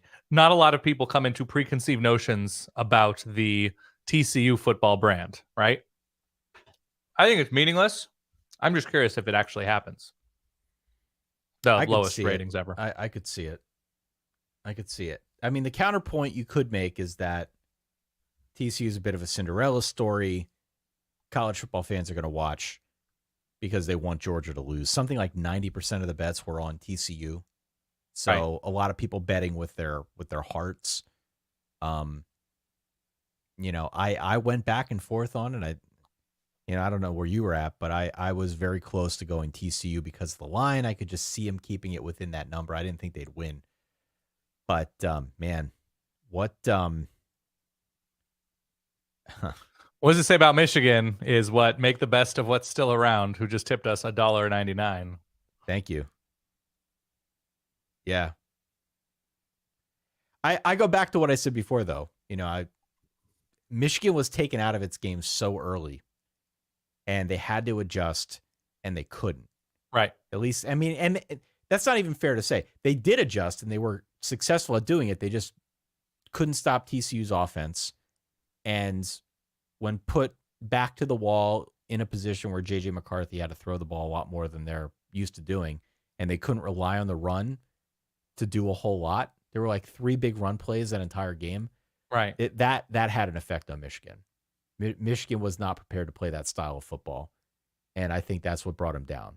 Right. You know, if they had this level of success early on, at least defensively, and didn't give up some of the plays that they did and go in like a 21-3 hole, whatever it ended up being, like maybe the game's different, but that was not the game we saw. So nope. It's not an indictment so much against Michigan. I still think TCU's a pretty good team, but TCU played much more its style of football early in that football game. And that's why it went the way it did. I mean, it was also a situation where Michigan looked pretty mortal at times this year. Yeah. And I guess the argument could be made that you give Georgia the benefit of the doubt that when they looked mortal against Mizzou or Kentucky or whoever, that they weren't taking that serious. They're playing down. They're playing a vanilla defense, whatever. We're like, Michigan had a scoring touchdown drive, I think, against Michigan State, even though the score was 29-7 or something like that. They needed a bunch of field goals to beat Illinois. That there was this reality of Michigan being good, but like not great. And they beat Ohio State because it's an especially good matchup. But no, Michigan would get murdered in this game, I think. Quentin Johnston, by the way, in case you're wondering, if I scroll down here, you can see it. 1 catch for 3 yards in this football game. Tweet from Bruce Feldman per Aaron in the comments. Stetson Bennett has now accounted for 15 touchdowns and 1 interception in 4 college football playoff games the past 2 years. Wow. There are starting quarterbacks who didn't have a line like that all season. Oh, yeah. The Quentin Johnston number, though, is a testament to the Georgia defense because we have referenced it many times over now, the blind items that David Ubben posted when he talked to assistant coaches and maybe some head coaches, I don't know, in the build up to this game. And there was some question about the backside of that Georgia defense. What do they look like if TCU tries to unleash the beast with speed. Can they run with TCU's guys? Maybe the game has not been super conducive to that style of play on the TCU side, granted, but it's really just been one play. It was that play to Darius Davis early that set up the touchdown. It's the whole thing. Everything else has been pickleball, man. It's 11 for, like, what is it? If I'm going to do a quick math here, about 11 completions for 80 yards for Max Duggan. Thereabouts, yeah. Yep. So, folks, that is the end of the third quarter. That's it. I think we are, and we're just coming up at about the 2-hour mark of doing this stream. Yeah. We appreciate everybody for hanging with us. This has been a runaway train of a national championship. Georgia's going to win its second in a row. Congratulations to them. Congratulations to Stetson Bennett. Congratulations to Georgia football fans who are out there. We appreciate it. Doing this stream for y'all stopping by. Let us know what you think of the game. Wish we had something a little bit closer. Thank you, Paul. Paul throwing us a few bones here. Hey. Thank you, Paul. Appreciate that. We are going to collect our thoughts. For those of you on Discord, we are going some to blood. Yeah, you go collect your blood. Make sure everybody's in one piece. Yeah. We will reconvene. We will put together our private stream for the folks who watch us do the recap shows. Yes. Over at verballers.com if you're interested. As we recap this game, I guess we got to give it a little bit more chance to breathe before we give a final score and record a show. But thank you for stopping on by. Don't forget to go to solidverbal.com. That is our website. If you're new here, make sure you hit follow, like, subscribe, whatever button your platform gives you. And look for the Solid Verbal on your podcasting platform of choice. For that, go over there. Dan Rubenstein, my name is Ty Hildenbrandt. Stay solid. Peace.